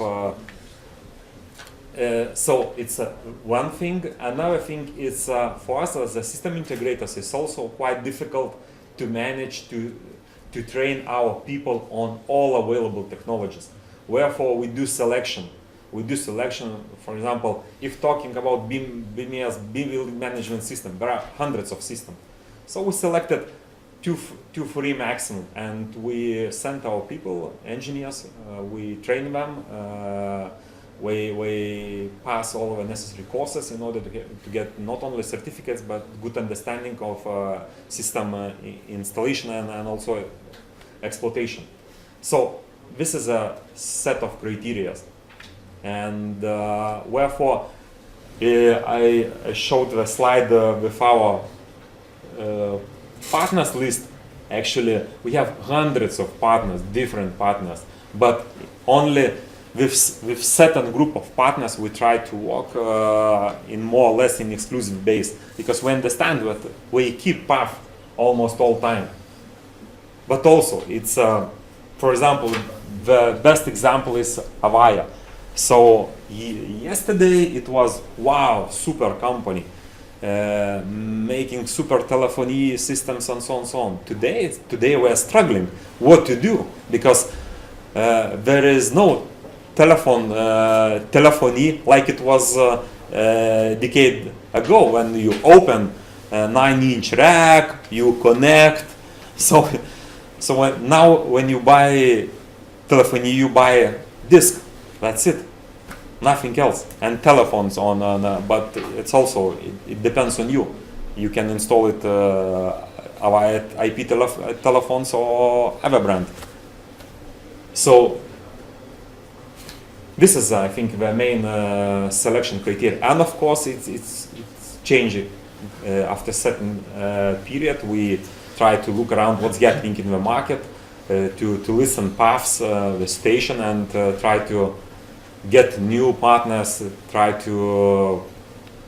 So also a good example is we, for 20 years, we were partnering with American well-known company, thermal cameras provider, FLIR. So we were market leader for 2 decades. Nobody can say against them. But now situation, we simply dream too long, and actually this we switched to another company, Opgal, which is an Israeli company, and the technology is much better, and for same price you get much more features. And okay, so you try to bring feedbacks to the same FLIR and say, okay guys, you should improve this and this and this and this, because we need to compete in the market. We need to see what's happening, what our competitors are doing, and so on and so on. So we follow market, we know what's happening.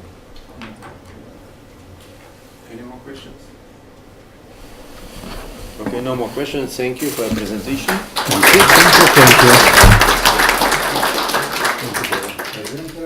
Gift.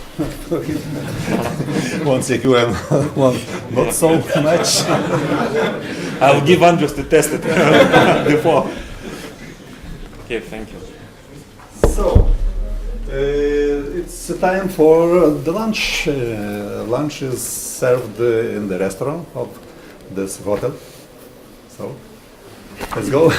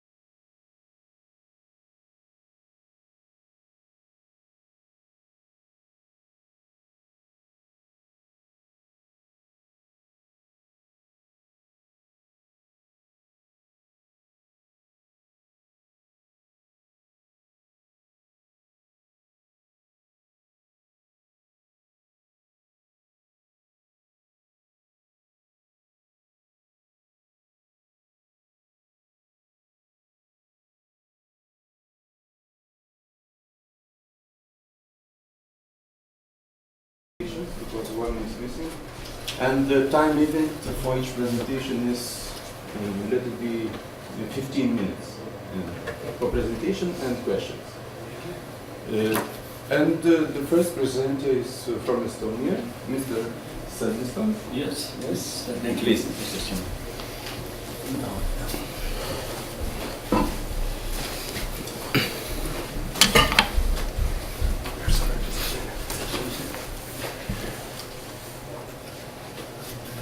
Minutes for all for presentation and for Because we're missing one presenter, I think it's maybe 20 minutes for all.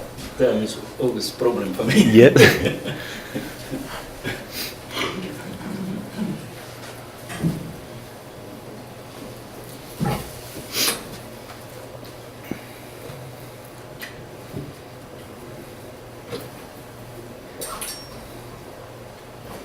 Yes.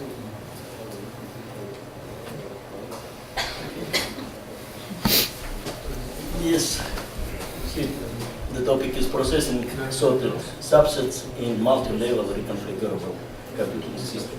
During my presentation, I have to explain what it means, this headline. This work was done in cooperation between University of Aveiro, Portugal, and Tallinn Technical University, Estonia. Usually I ask auditoria, do you know where is Estonia? But now I think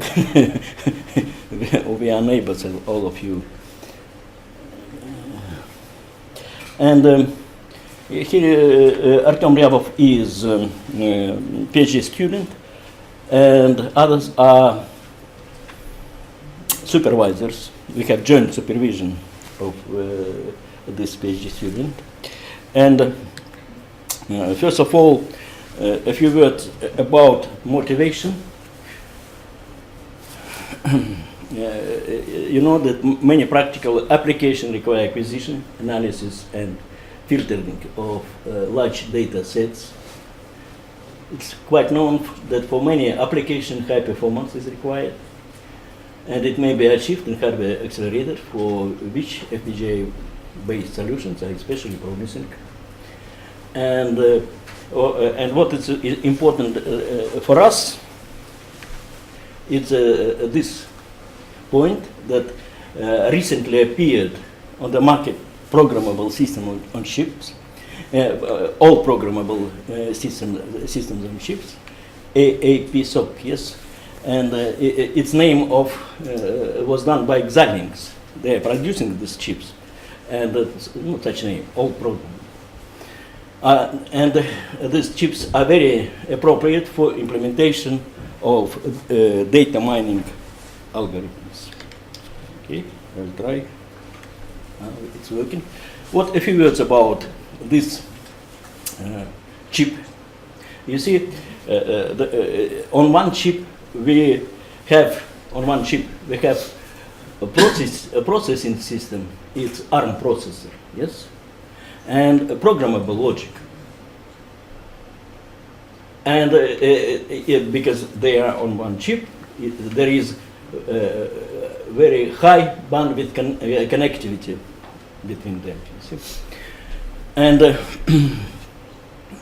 I think that it's the first chip where, in such commercial area, that on which we have a processor and programmable logic together. Okay. And what is important else, that for this chip there are the whole range of development boards. And these boards, for example, their cost is varying from 150 euro by about 3,000 euro. You see, it means that it's very good to use them in education and for scientific work. Okay. On one chip we have processing system, and here we can use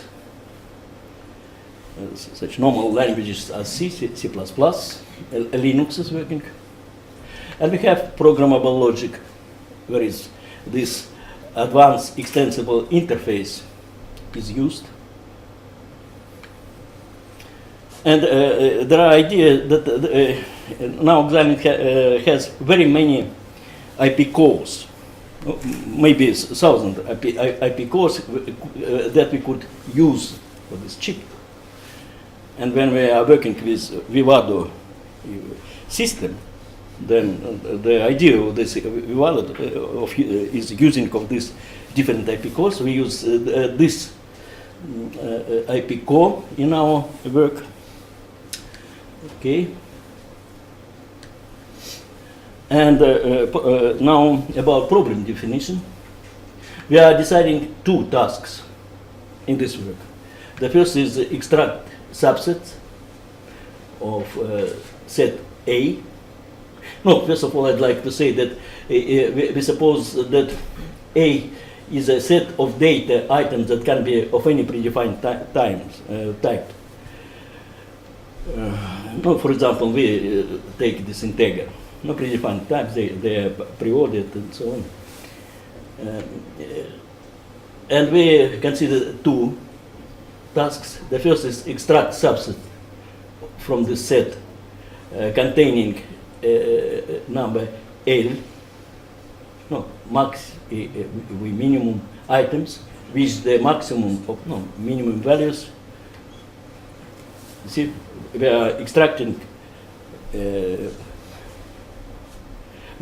maximum subset or minimum subset, and the number of elements in this subsets are L max with L minimum. And the second task is extract subsets containing filtered values from the set that fall within the given upper and lower bounds or thresholds. Okay. What to say about system architecture? And in our case, in this work, our architecture combines three levels. The first level is software of a host purpose computer, not a conventional PC computer, developed in a general purpose programming language. The second level is programmable logic that is inside of this all programmable system on chip, and this programmable logic enabling broad parallelism to be provided and eliminating architectural constraints that are on this level. And the third level is this all programmable software that permits interaction between different levels to be simplified and optimized with available IP cores. Okay. Now, a bit more about this architecture. You see, we have this normal computer PC that and software is developed in this conventional programming languages. We have what here is we have for this our chip memory mapped to PCI Express. We use PCI Express between this PC and our chip that consists of programming system, software, and programmable logic hardware accelerator, which we developed in VHDL. Okay, no, here it's only a few words. You see PC, you see this PCI Express, and we use this DDR memory that is external to our AppSoc chip. See, This is external.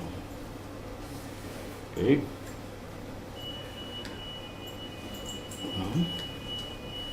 And how we extract this maximum items with maximum values and items minimum values. You see, we like to extract, let's tell some number of this maximum, but this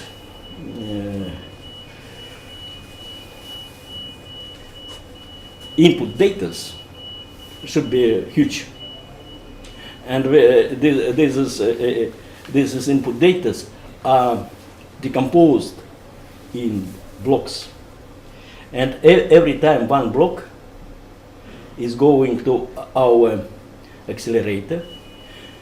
Mainly, we have this some circuit for sorting, and we use sorting circuits that are quite known from the time of this famous book of Knut, Art of Programming. Yes, there are certain circuits are very deeply presented, but why we use now? Because they are very appropriate for parallelization.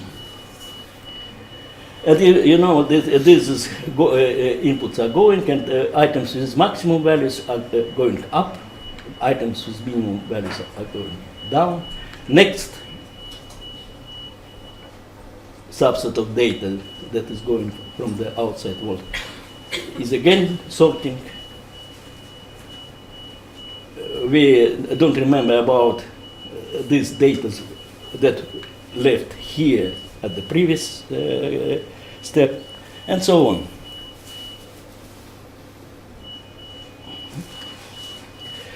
Now, only I wouldn't like to speak about all this system. You see, this is predefined, not predefined, but this initial data. See, here is only zeros, here is maximum possible values. And then this is the block of data that is going. Then it is sorting. Now we have the first step, it's maximum, this minimum. And instead of this, we are receiving from the outside world the next portion of data. They are again sorting, and by the end we receive maximum subset and minimum subset. Okay. And what results we received? We received such results that you see this processor that is on chip, this ARM processor. This is quite weak. But we received such results for different numbers of L minimum, L maximum. Here this consumed time, and here is acceleration. Here in parentheses there are data that we received when we don't take into account the time of interaction of our chip with DDR memory. You see some acceleration was received, but now I'd like to say a bit more about our results that are received not recently. I have no time, I suppose, to speak all about this experimental setup, but results are here. Results are here. You see, here is time in microseconds, and size of these data that are going from. And you see the results. Here is when it's used only software. I'm sorry, because now I'm speaking about this. These results are received only when we are working with this all programmable chip, this zinc chip. And these results were received when we used software in this programming system of this chip. And this is received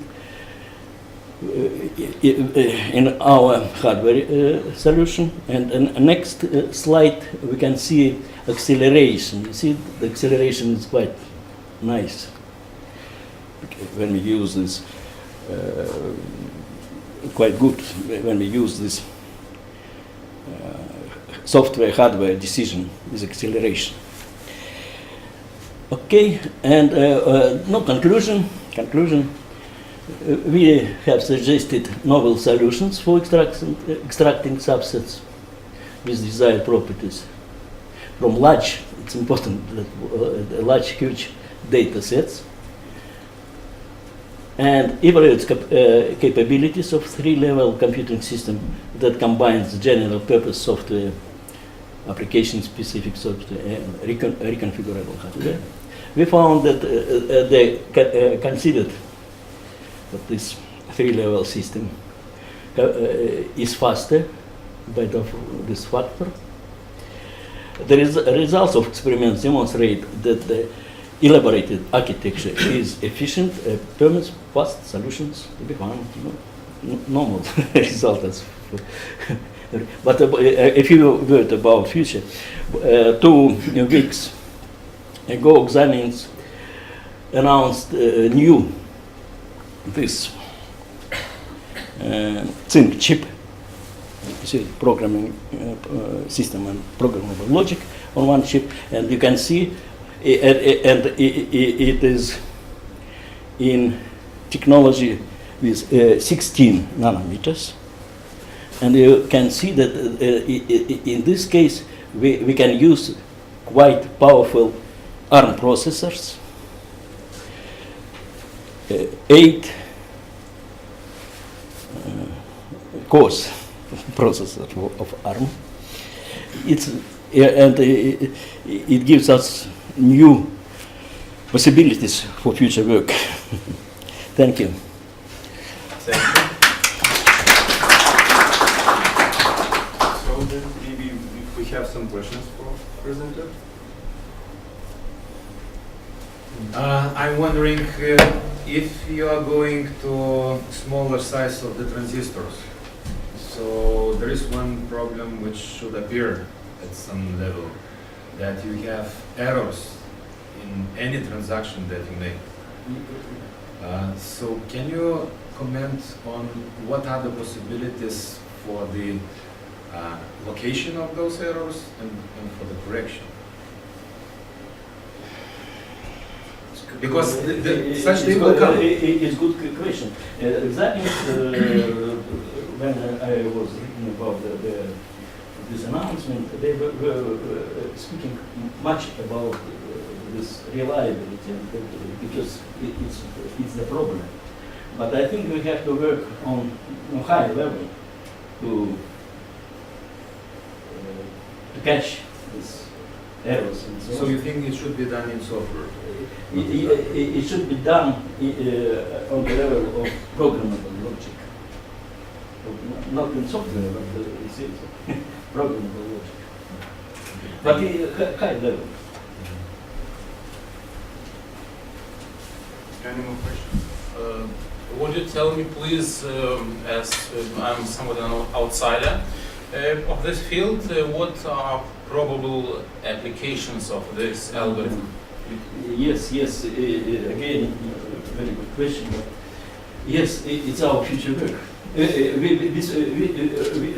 In our paper, in our papers, they have written much about these applications. But we have to find a real application to apply our results. And it's we are writing, but It's still not we clear. have to find and we develop it. Okay, thank you. No more questions? Thank you. Thank you.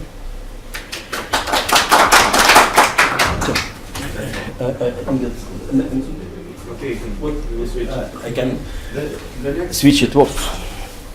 the next presenter is from Czech Republic, Mr. Sotnia. Jūs kalbėkit lietuviškai, Lina.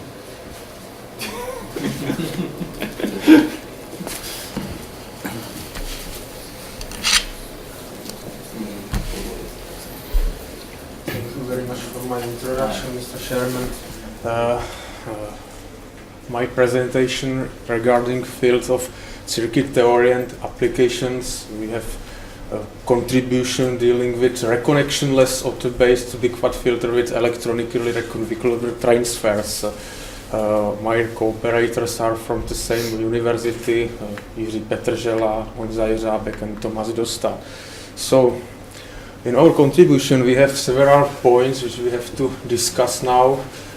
The first point is about motivation to our work. There are some goals, the method used for our procedure, for our design. There is example of synthesis, and there is some discussion about available transfer function of the biquadratic filtering systems, parameters of design, and examples of experimental results.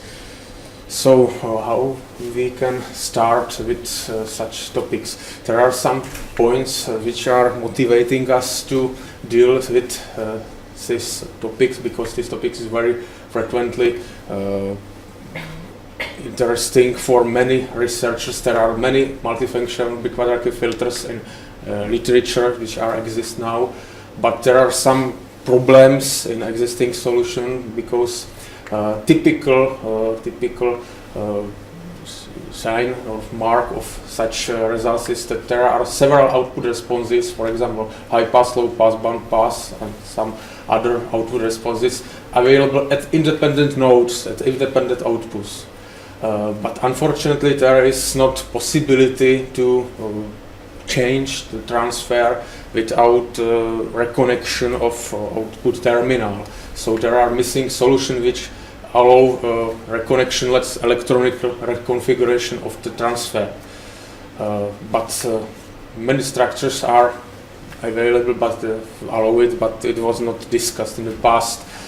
Current research in such fields is focused on the first order filters, on very simple filters, but no many works was published about reconnectionless reconfigurability of the transfer function in higher orders on biquadratic filters. So why we discuss reconnectionless and reconfigurable responses or adjustability of transfers? Because there are some advantages like self-adjusting systems which are changing or allow change of transfers immediately and continuously without some uncoding discontinuous change or some settling time of response and so on. So it is very close to adaptive filtering in a digital filter area, because in signals, as we know, there are some temporarily appearing problems on undesired behavior, like spectral components, increased noise floor, some distortion from interference, or some similar drawbacks.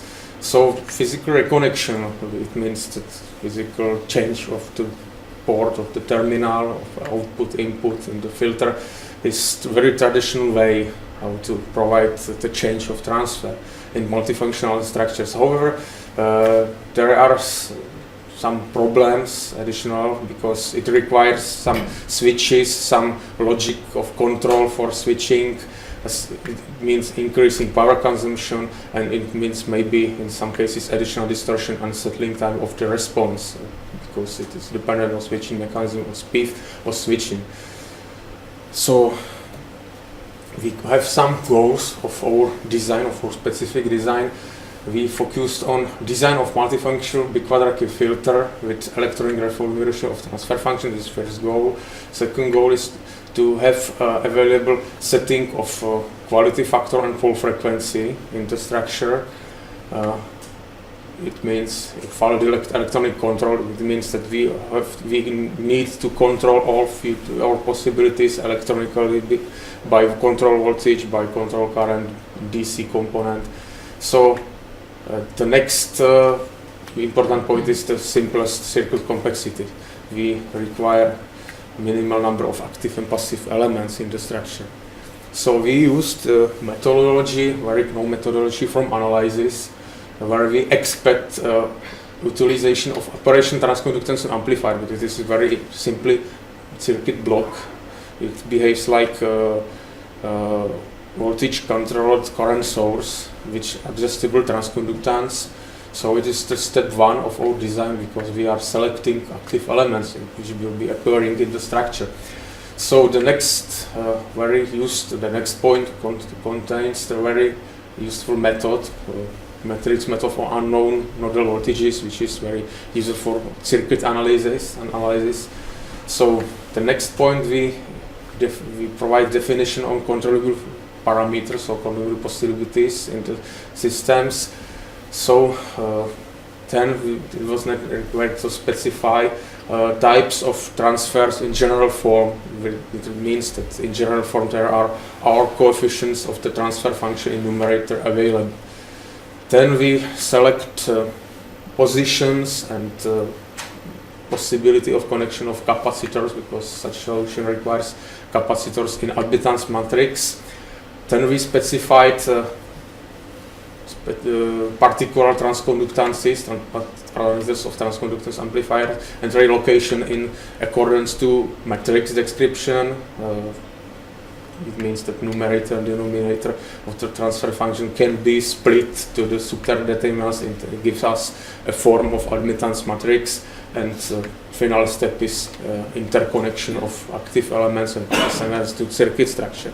So more general form of the design steps is described in this page. We are using unknown nodal voltages matrix methods, which has for system with 3 nodes such form of equations. Then we have available general form of the transfer function of second order filter, where there are in numerator poles and zeros, and the denominator there are poles. Then we can provide analysis of such function and obtained transfer function as ratio of subdeterminants, which are representing subdeterminants of the admittance matrix, where we are omitting first row and third column in the numerator, and first row and first column in the denominator. Then we have direct example of our synthesis in specific case of specific circuit. We require such type of transfer function, where we know that parameters of denominator are directly setting quality of pole and pole frequency, which is dependent on GM1 and GM2, and in numerator we can see that there are parameters which are influencing directly quality of zeros and location of frequency of zeros, which is available to change by GM3 and GM4.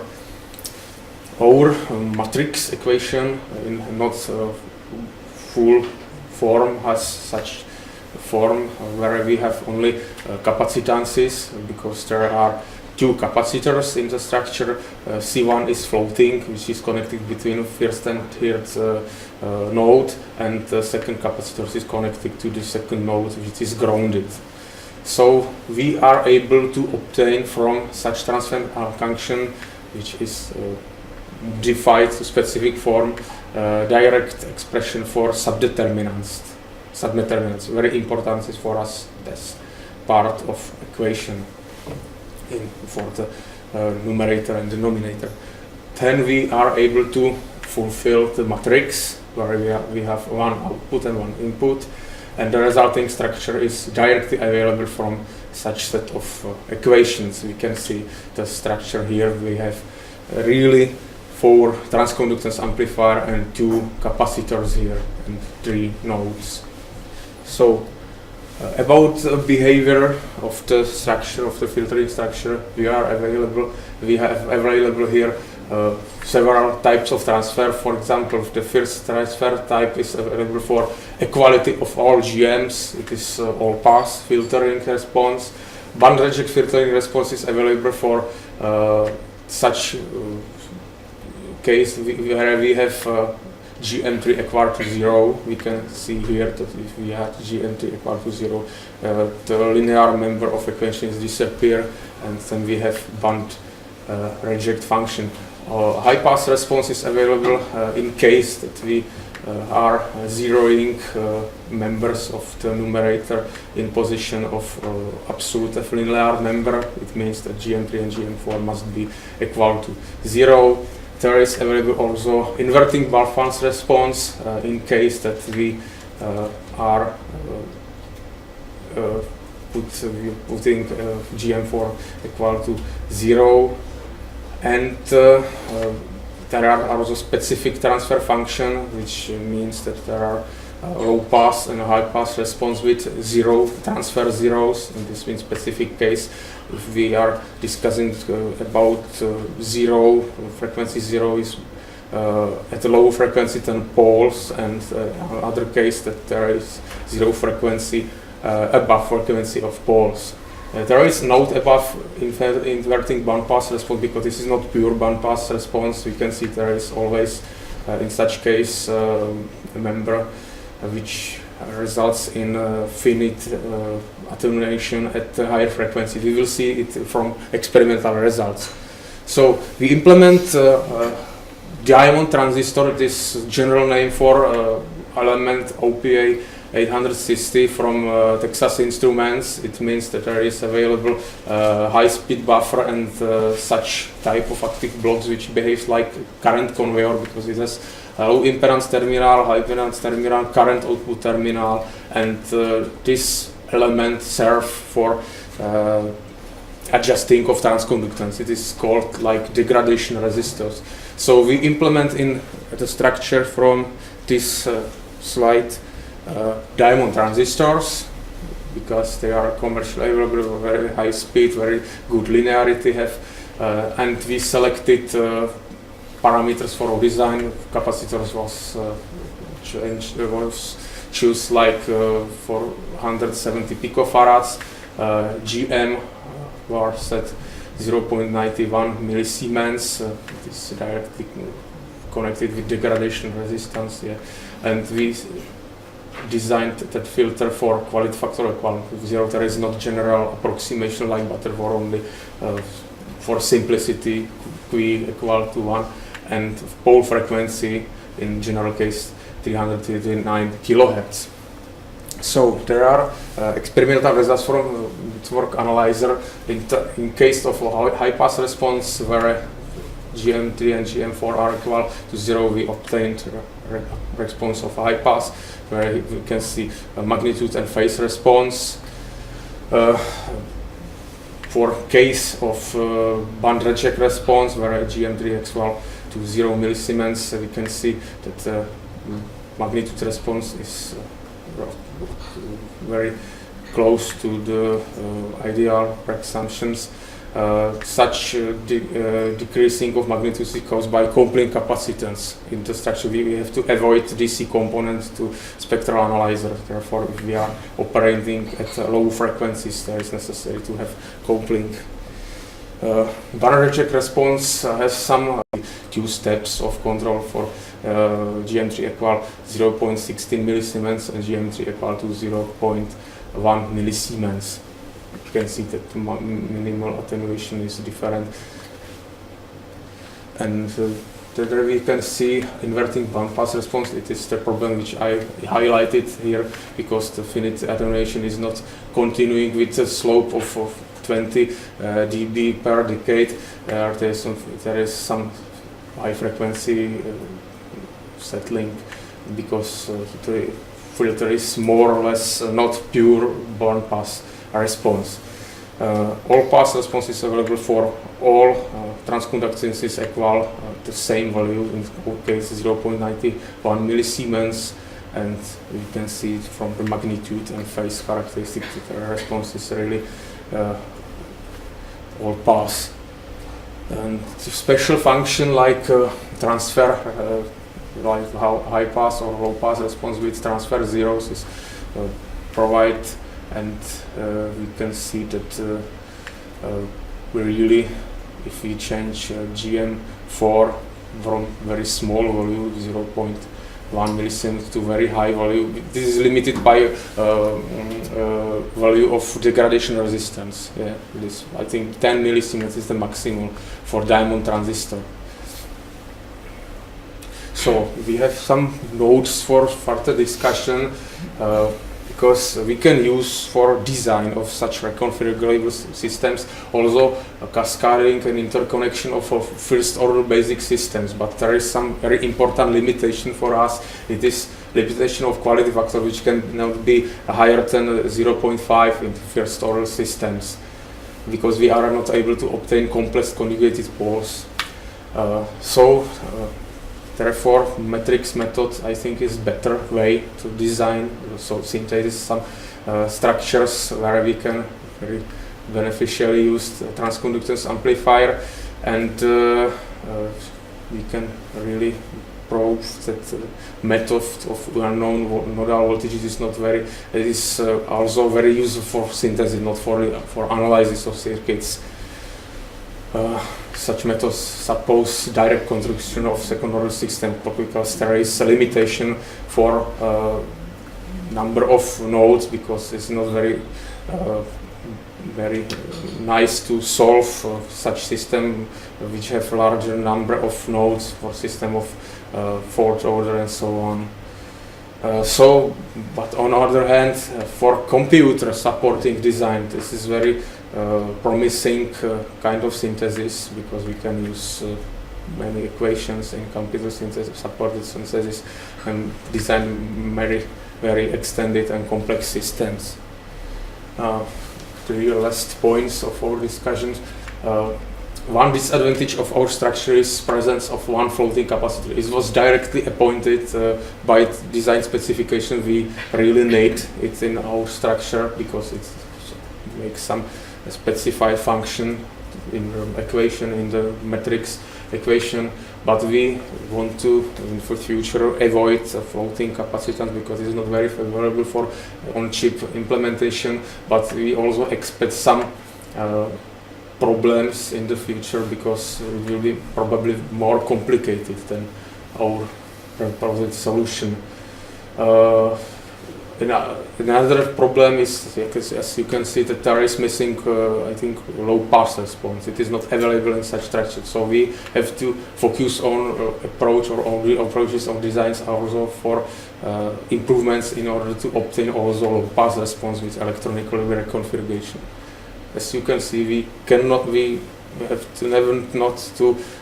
have to change the structure. We didn't have to change the output nodes. We are directly obtaining output response by only configuration of transconductances. So thank you very much for your attention. So please ask your questions. Filters are usually implemented to get rid of noise. But what about the noise performance of this programmable current source? Yeah, it depends on the particular transconductance amplifier which is implemented by diamond transistor. It reflects noise parameters of such device. I don't remember from datasheet how this value of input noise of that it was not solved now. The noise it would be interesting to hear the number. Yeah. So if you are publishing some paper, so yeah. I would like to see the number. No, not now. Yeah, okay, yeah, very good question for the future work. Yeah, thank you very much. Any question? Okay, thank you. So I think we're missing one presenter. from Korea, and now I think we have Mr. Sockman. I am Mr. Sockman. Yeah, yes. Similar names. Okay, please.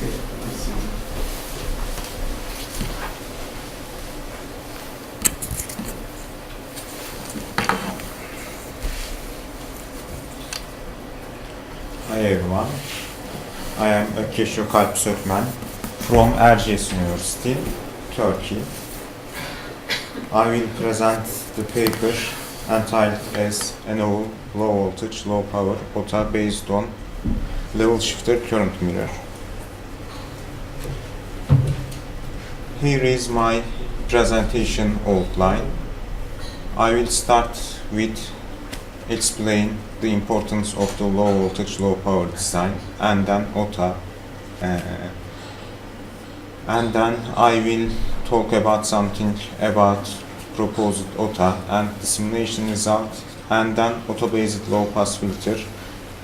It's an application of our proposed OTA, and then comparison of the OTA structures, and then conclusion. Importance of the low voltage, low power design. The low voltage, low power capability of portable electronics and battery powered medical device is essential demand, since it enables increasing the battery lifetime and decreasing the size of the device by using battery with smaller size. So reducing the voltage supply and minimizing the power consumption become the most important priority for portable electronics and battery powered implementable and wearable medical device. Operational transconductance amplifier is an amplifier whose differential input voltage produces and output current. Thus, it's a voltage control current source. There is usually an additional input for a current to control the amplifier transconductance. Here is our proposed OTA structure, OTA structure. To achieve the low voltage operation, a PMOS level shifter current mirrors has been designed with using M1, M2 and M5 transistors. Another PMOS level shifter current mirror has been designed with M3, M4 and M6, and then a NMOS level shifter current mirror has been formed with using M9, M10, M11 transistors. Here, a PMOS level shifter current mirror structure is seen. For the current mirror composed of M1, M2 and M5 transistors, the basic current ID12 can be obtained as like that. The basic current of the other level shifter current mirrors ID13 and ID14 can be defined as similar to ID12. Hence, M12, M13 and M14 transistor provide very small bounded bias current to level shifter current mirrors. Thus, M6, M5, M6 and M9 transistor operate in sub-threshold region. Additionally, C1, C2 and C3 capacitors are used to improve the frequency performance of the current mirror. Here, a cross-coupled transconductance cell is seen.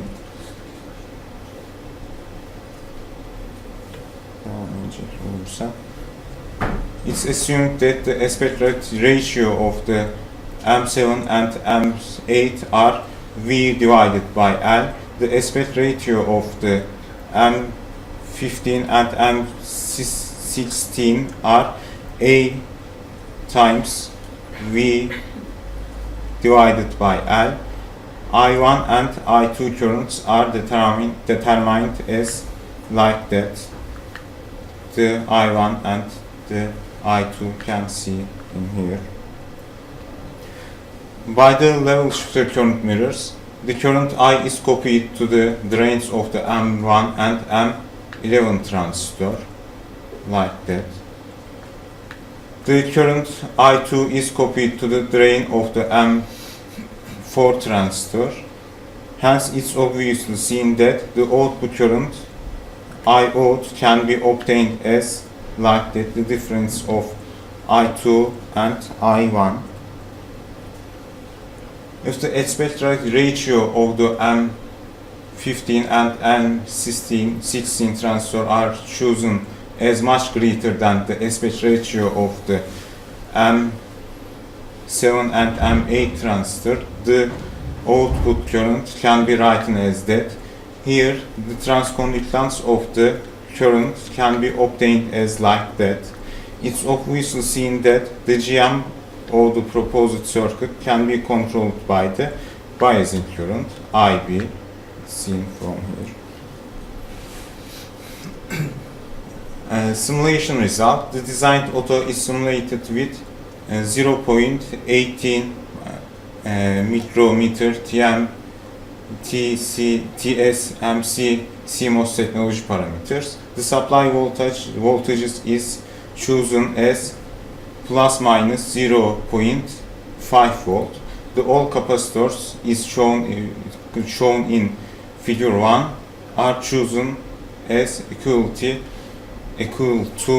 0.1 nanofarad. The transistor dimensions of the proposed auto are given below.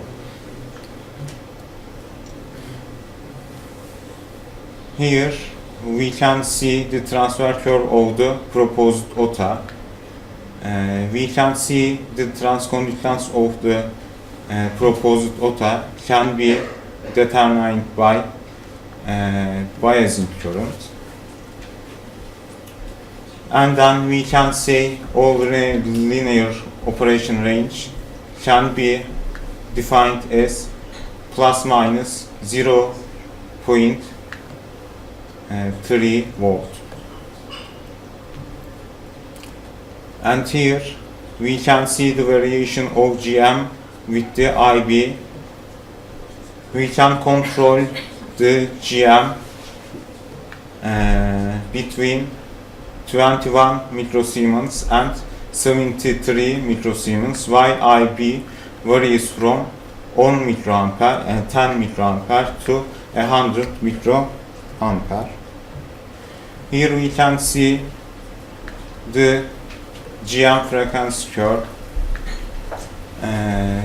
It's seen that the bandwidth of the proposed circuit is about 80 megahertz. The pulse response of the proposed OTA is shown in figure 1 in the figure. Positive and negative slew rate of the circuits are obtained as 223 volt divided by microsecond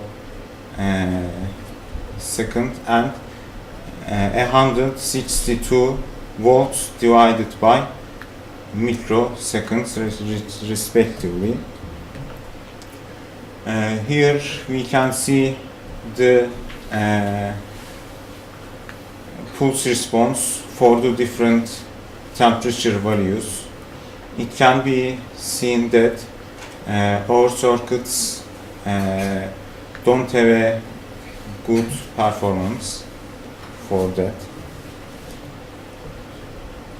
The figure indicates the frequency response of the proposed circuits for 80 picofarad capacitive load. Phase margin of the circuit is 89.44. Considering that this value is quite close to 90, the proposed auto can operate stably.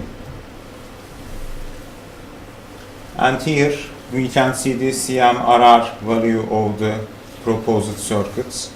The CMRR value of the circuits is about 64 dB up to 1 megahertz. Also the CMRR is about 60 dB at 10 MHz. Here it's seen the Monte Carlo analysis for CMRR value. The simulation has been repeated for 35 times. That figures justifies that CMRR value has still higher under 5% random variation in the threshold voltages of the transistors. The simulation results indicate the good performance of the proposed circuit versus mismatches. Here, the THD of the proposed circuits shown in the figure. The THD is 1.42% when the input is equal to 600 millivolt peak to peak. Also, simulation results show that the proposed auto consumes only 83 microwatt power. And here a basic application of the proposed OTA structure. It can be seen that the cutoff frequency of the filter can be defined as GM value, and GM value can be defined as IB. So the filter structure can be controlled by the current. And here is a comparison table with the other OTA structures. Here it can be seen that our main measure advantages is the power consumption. The others are seen from there. And slew rate values. The disadvantages of the proposed circuits. The THD value, it is not very good for us. And the conclusion. In this paper, a novel level shifter current mirror based low voltage, low power OTA is proposed. The major advantages of the considered OTA are the operating with plus minus 0.5 volt supply voltage, capability and having lower power dissipation as 83 microwatt. Also, the positive and negative slew rates of the proposed circuits are high values as 223 volt divided by microsecond and 162 volts divided by microseconds respectively. In addition, the bandwidth is about 80 MHz. Also, the THD and CMRR values of the circuits are reasonable. Consequently, it's figured out that the proposed auto is quite convenient for analog integrated circuits and low voltage, low power applications. And here is the references. Thanks for your attention. Thank you. So, any questions? What value of DC offset do you suppose in such design? We don't measure that. So, yes, in the simulations we don't see that. You've pointed out some advantages of your proposed solution, but can you name the main disadvantage? Yes, its main disadvantage can be non-linearity. It's seen from here.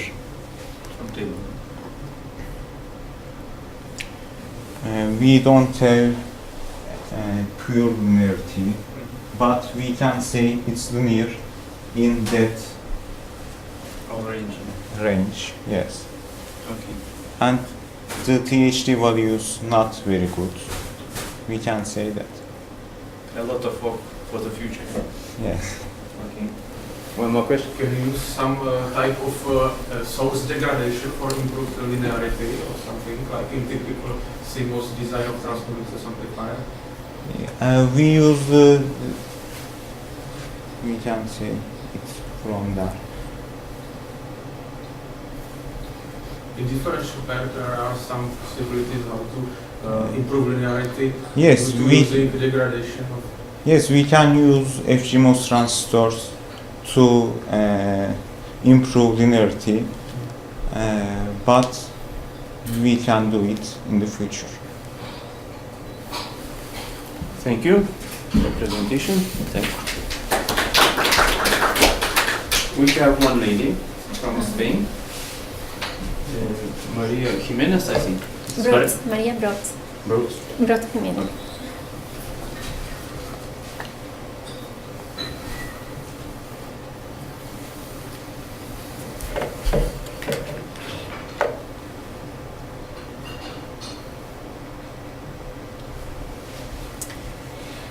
Good afternoon, my name is Maria Brods. I'm from the Department on Computer Architecture of the University of Córdoba in Spain.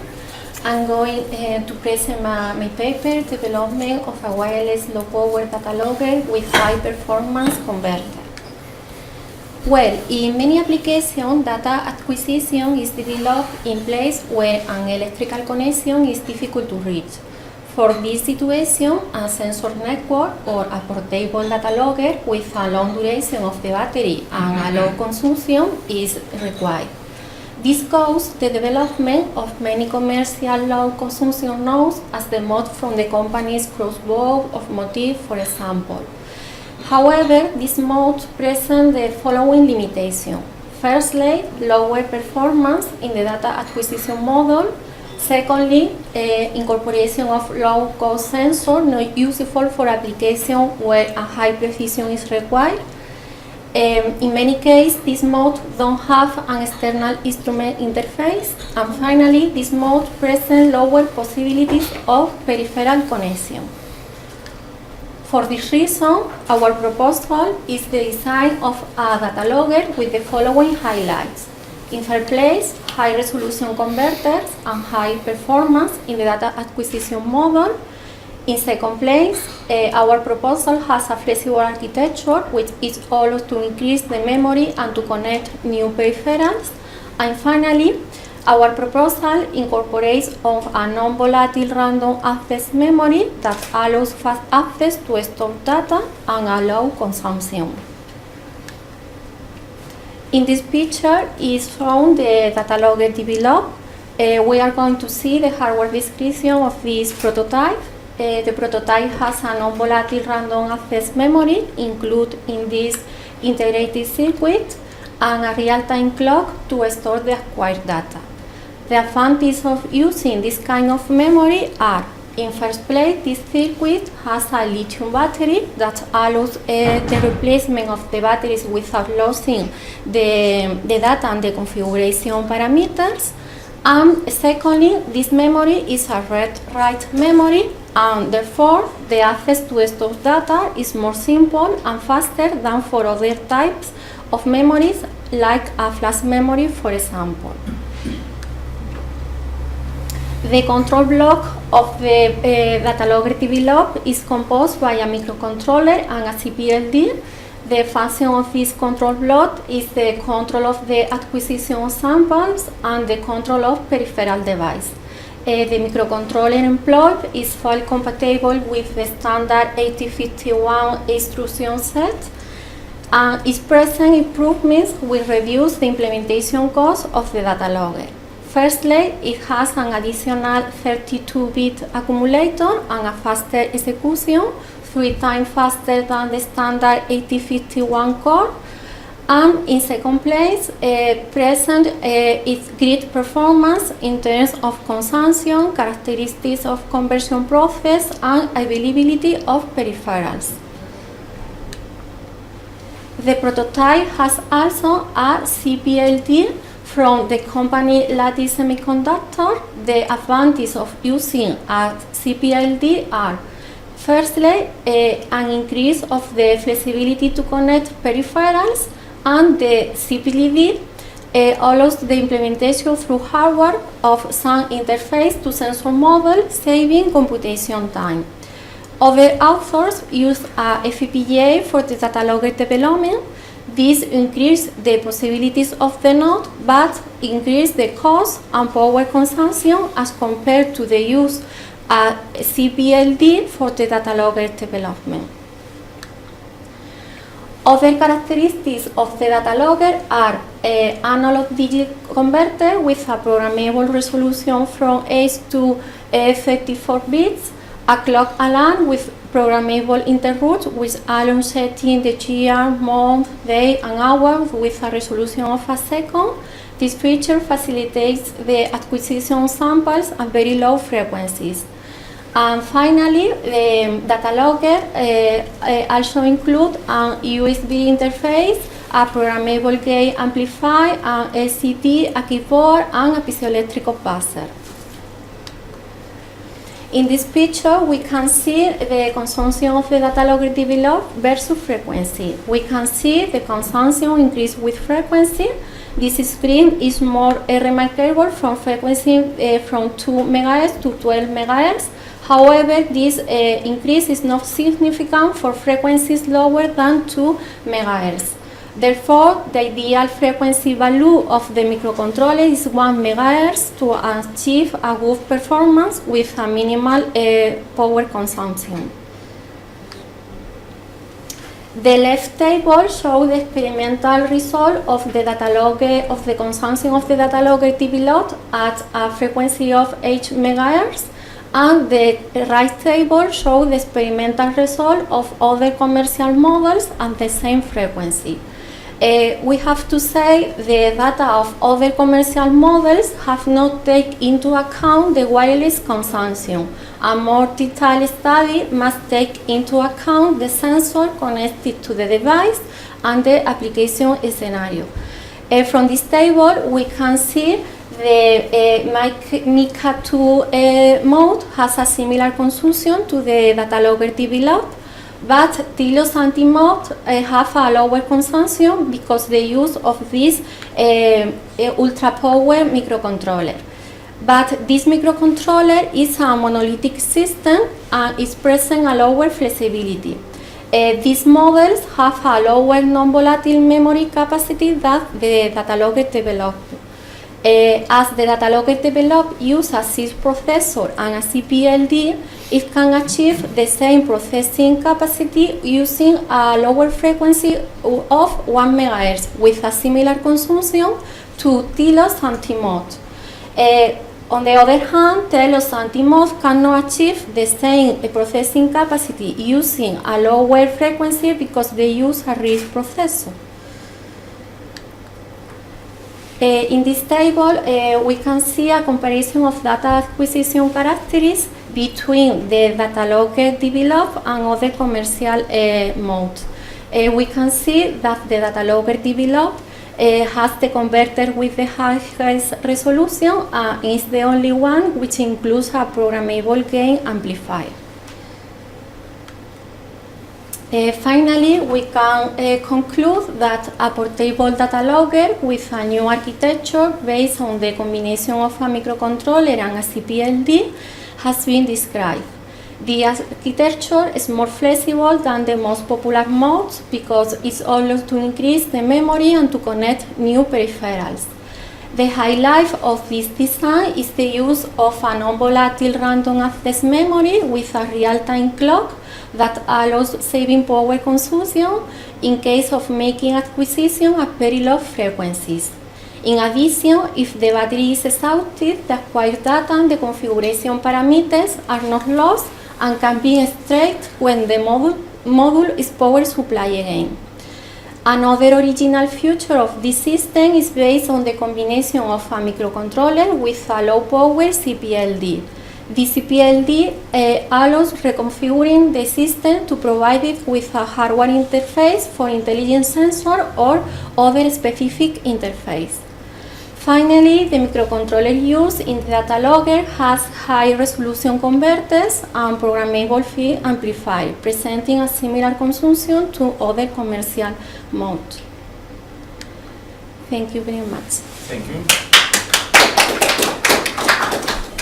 So, do you have any questions? What is the main applications for where it could be used, your logger? Nowadays we are working in energy harvesting application. Mm-hmm. And you need to collect some data, and so. And what accepting the ADC, perhaps the higher level, what the main differences? Memory, amount of memory, or what? Between the data logger developed and other commercial modes, it's a different mode which present good characteristics and a low consumption. It's other way to build a and mode. the price? How about the price? Okay. Lower price or not? Similar. Okay. Okay. Any questions? No. Thank you. And now I think we will fit in time because we have the last presentation from Turkey, Mr. Metin. Yes, thank you.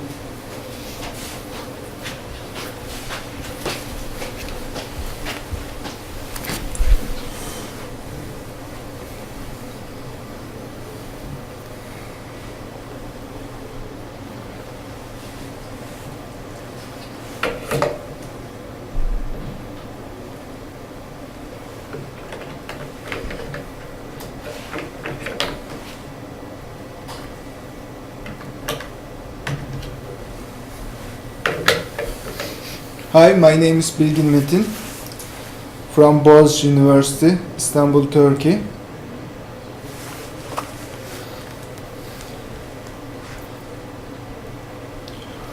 Also, there are other researchers in this study.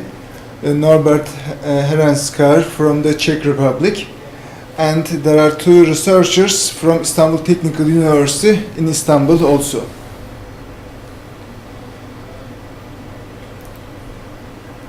I am sorry for the delay.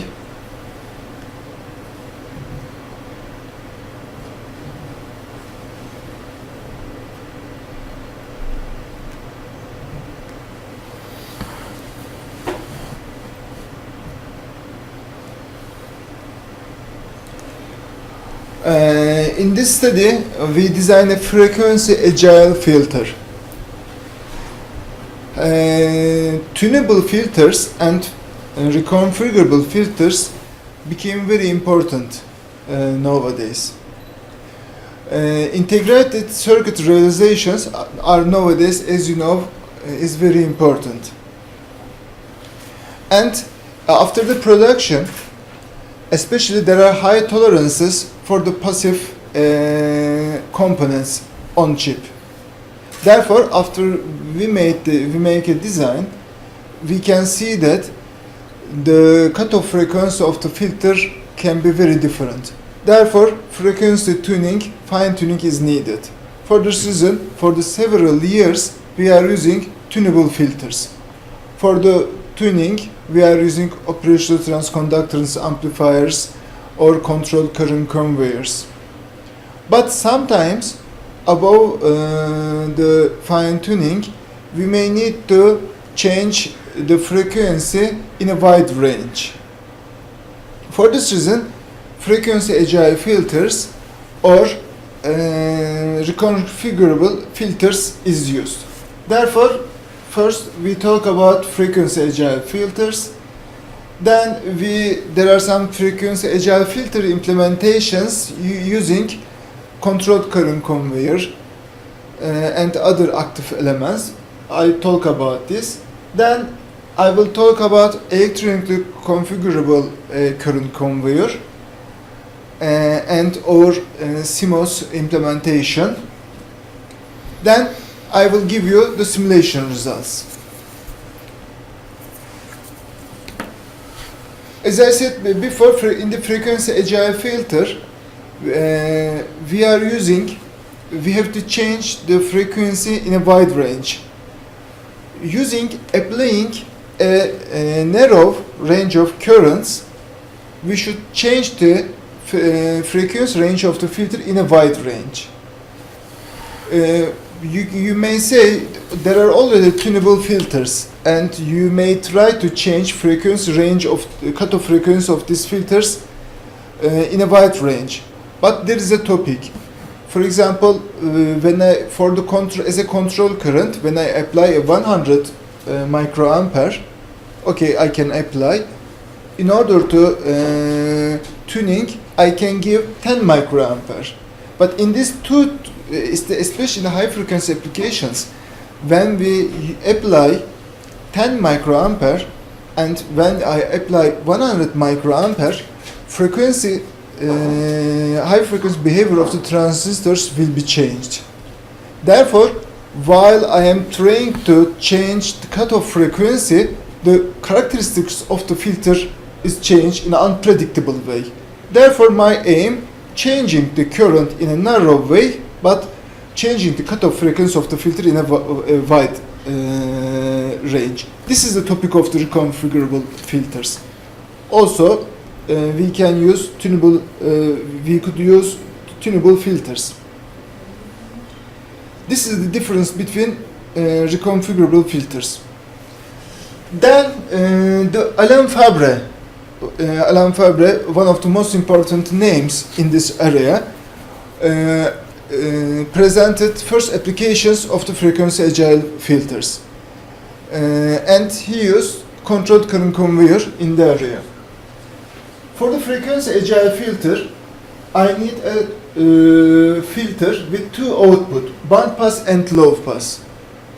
Then I am for the low pass output, I am using the low pass output for a feedback, and I am changing the feedback gain of the filter. Then I am using bandpass output as a bandpass output.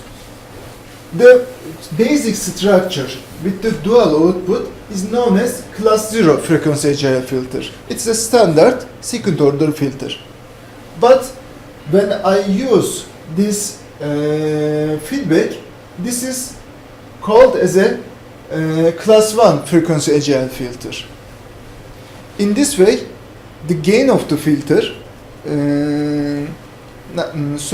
the cutoff frequency of the filter and quality factor of the filter, it can be changed. Also, I will give you the transfer functions in order to show this in a better way. In the first applications, controlled current conveyor is used. You know, in the controlled current conveyor, I am changing parasitic resistance at the X terminal.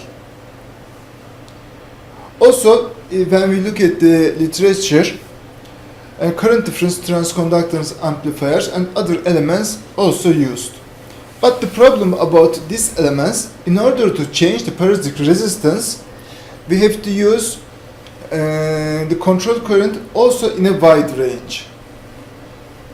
Therefore, in our applications, we would like to use a electronically controllable current conveyor. In the electronically controllable current conveyor, the current gain between X and Z terminal can be configured using an outside current. You know, in the original current conveyor, the voltage at the Y terminal is copied to X terminal, and the current at the X terminal is copied to Z terminal. In the electronically configurable current conveyor, we are changing the current gain between X terminal to Z terminal. And what is the difference controlled current conveyor and electronically tunable current conveyor? Here, in this application, the frequency characteristics of the current from the X terminal to Z terminal doesn't change. But in a controlled current conveyor, since for the controlling we are applying different control currents, frequency characteristics of the current conveyor is changing. Therefore, as an original idea, we thought that electrically tunable current conveyor is much more useful for the frequency agile filter application. And this is the electrically configurable current conveyor application. In this application, the first stage is a well-known current conveyor. But this stage is a current amplifier. Therefore, changing the control current A, I can control the gain of the current gain of the amplifier. This is the OR frequency agile filter application. In this application, we have two outputs. This output is used for the low pass filter, and for the feedback structure we use another electrically configurable ECCII, and therefore we are changing gain of the feedback, and the capacitor, the current of the capacitor is the bandpass filter, but you know, in order to take the current over, we have to use another current conveyor, but it's not shown here. These are the transfer functions of the frequency agile filter. You know, there is a parameter of A. A is the current feedback of the low pass output. Therefore, if you look at center frequency or cutoff frequency and quality factor, we can see that we have another parameter now. Therefore, from the outside, by changing feedback current gain, I can change the center frequency and quality factor. In this way, using a narrow current, I can change the frequency of the filter in a wide range. Then we made the simulations. Also, we made a layout implementation, because in the simulations, you know, the circuits can work at very high frequencies. For this reason, for the better results, we used post-layout simulations. Still, we are working on this circuit. Now, at the current conditions, the OR filter can work in the higher frequency. For example, now in this example, we changed the current between 65 and 95 microampere, and our frequency is changed between 19 megahertz and 15 megahertz.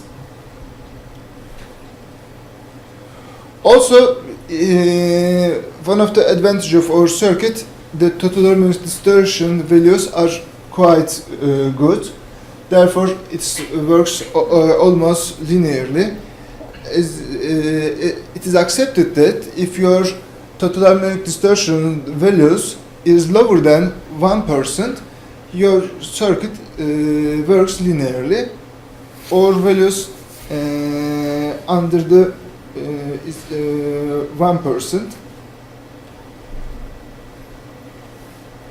Also, we changed the temperature and the power supply values, and we want to change the change in the filter characteristics. And we saw that in our design operates in acceptable levels when the temperature and power supply values are changed. Also, in the Monte Carlo, we made a Monte Carlo analysis. We change also transistors, MOSFET parameters, and we would like to see effects of the parameter change to the filter characteristics. This simulation showed the results, and the cutoff frequency or center frequency didn't change so much. Also, the post-layout simulations verify our simulation results, because in the post-layout simulations we can see the effects of the parasitic capacitors and resistance in a better way. Therefore, in this study, we present a frequency agile filter application using controlled current conveyor. Then still we are working on this layout, and we are trying to improving it, and we hope that we can reach the higher frequency ranges, because the topic, the post layout simulations doesn't work with the normal simulations, but still we are improving. Maybe one of the interesting point, the original filter with the dual output, the frequency is, we arrange the frequency at the beginning for the 450 kilohertz, but because of the feedback, the frequency reached to the around the 20 megahertz easily. This is one of the advantages. Therefore, in this method, we can reach the high frequencies in a better way. As a future work in this study, we plan to reaching very high frequencies using this method. Thanks for the attendance to my presentation. Thank you.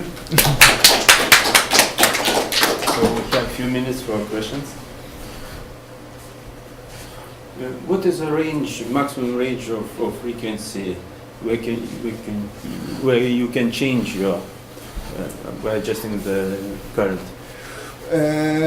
We can reach in the frequency agile filters, the maximum range should be between 5 times. Therefore, in this normally we can reach this frequency range easily, but the other parameters, linearity, and for example the gain, and in the Monte Carlo results you are changing the transfer parameters in the first stage, but in the submission we are at around January. I present that values now, but now we are in the better situation. Maybe in the paper publication we will give the best results. Okay, we hope. Okay, that's all. Thank you. So now we finish our session, and now exactly it's time for a coffee break. Thank you. Thank you.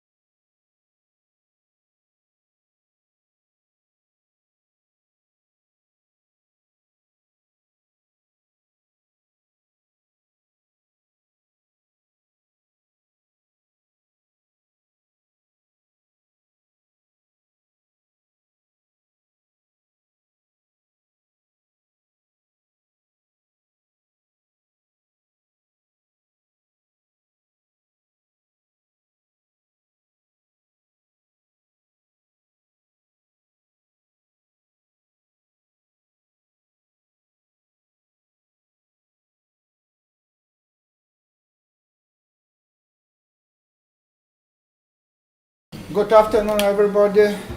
Time to start our session. I am Saulis Japertas and chief of this session, telecommunication engineering session.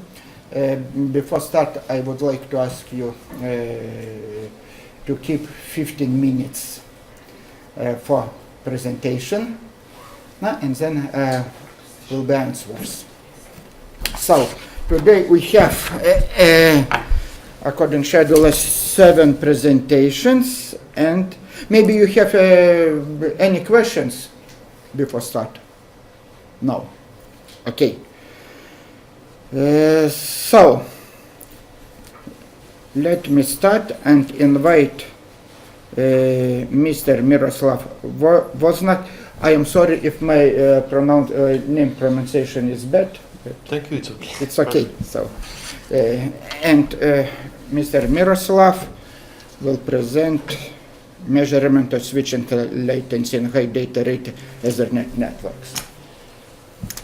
Gentlemen, noblemen, good afternoon. Let me introduce the team of authors of the paper.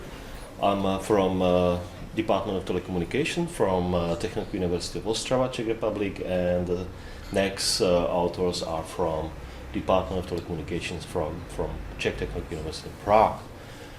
So I will speak about approach to measurement. You will see that with our approach is able to measure the switches 10 gigabits, 1 gigabits without problem, with the device which is very cheap. The first, the outline of my presentation. Okay, so I have 5 points. The first we'll speak about switching latency, about measurement limitations, about our methodology, about experimental results when we tested our methodology, and finally conclusion. The first, nowadays the Ethernet is being the part of the many industrial applications. For example, recommendation IEC 61850 for substantial automation, there is required keep the switching up to 3 milliseconds. Yeah. And the many industrial platforms nowadays, they use the Ethernet. The switch Ethernet is free of collision and is suitable for real-time communication applications. But the real-time, for example, in voice and video, this timing, it's almost demanding as a for control application. For example, in power engineering. Yeah. So it's important to know the exact switching latency, and what you can find in data sheet of vendors. You can find some information which is connected to the switching of a 64 bytes frame. Yeah. How fast is a switching this amount of data, 64? But you cannot find the information. What about 512? What about 1,500 bytes? And then this information are provided without some specific next details, and they are without some specific conditions. So in our approach is possible to verify the switching latency, and in this slide let me introduce that how it's measured. The first, I should mention that our measurement is for a store and forward mode, and this mode is required in many industrial applications as well, because there are different modes, but in this mode is ensured the proper frame delivery. In this recommendation, RFC 1242 is mentioned this mode, the LIFO, last in first out, and it's measured with the last bit, which is incoming to the input interface, and the switching between this last bit and the first bit appearing at the output interface. So we can see how it's constructed, the switch, what is inside. There is a backplane, some processor unit, the memory, forward information base, and fabric ASIC. There are line cards, and if more interfaces are presented of the line cards, then some local fabric ASIC or this local forward information base is located on these cards. So, and there is internal bus. Finally, we don't know the exact construction inside, and we have to measure the switch as a black box. The general latency is composed on the following components. So this last component is a line card delay, so it's the reason why twice. And then there is the output queuing, output queue delay, input queue delay, and the switching fabric delay itself. So it's our approach, and the idea is very easy. Try to have a look that we have the oscilloscope. This oscilloscope, it was a Tektronix with 2.5 giga samples per second and 10 megabits interfaces at this auxiliary switch, the first and the second, yeah, 2 auxiliary switches, and then the measured switch in the middle. So the first step was that there was the only cable, yeah, without this measure switch. We changed the interface speed, 10 megabits, 100 megabits, 1 gigabits, 10 gigabits, but this speed was constantly 10 megabits per second. Yeah, we measured the switch without load. We sent only the one frame. The frame was 34 bytes, 128, 256, 512, and so on. We measured only the cable, and we found the correction table for this measurement apparatus, and then we inserted the measured switch, and we were able to find its exact time of the delay, the switching latency of the measured switch. Okay, so of course we need some laptops or the PC for generation of these testing frames. We used PINC ICMP protocol, and because these interfaces were 10 megabits, there was used the Manchester encoding, and it was very, very simple, very easy to identify head and tail of the passing test frame. So the measurement was done with the ICMP echo, and the length were 64 and so on, 7 measurements, and for every measurement there was the 100 repeating samples, yeah, with the same length for every measurement. So we had a set of 700 measurements. Of course, you need the one note. You need at least 20 measurements for every frame. Then the arithmetic mean value we can express in this equation, that there is this 100 measurements, so we find the mean value of the measured device. Then we need to subtract the time of the auxiliary device, and then the signal propagation, because if you see the scheme, this cable can be very long. We measured in one room, so we could neglect, yeah, this effect. But you can imagine that the switch is in Kaunas, yeah, and you are connected through the optical fiber. I don't know how far is Kaunas, but maybe it's possible, yeah. So in this case, you have to take account in signal propagation as well. And then we had to subtract The next effect is the effect of this preamble, start frame delimiter, and this redundancy control, because it's a question of this input, the line cards, and we don't measure the effect of this switching, switching fabric. So, of course, the length of the header ping, yeah, because if we take the 64 bytes in ping, there is some ACMP protocol like a head of this protocol, so we had to subtract this head, yeah, because the load is 64 and we measure the 64 bytes, 128 and so on. So it's the equation, and then we are able to express uncertainty type A of the measurement device.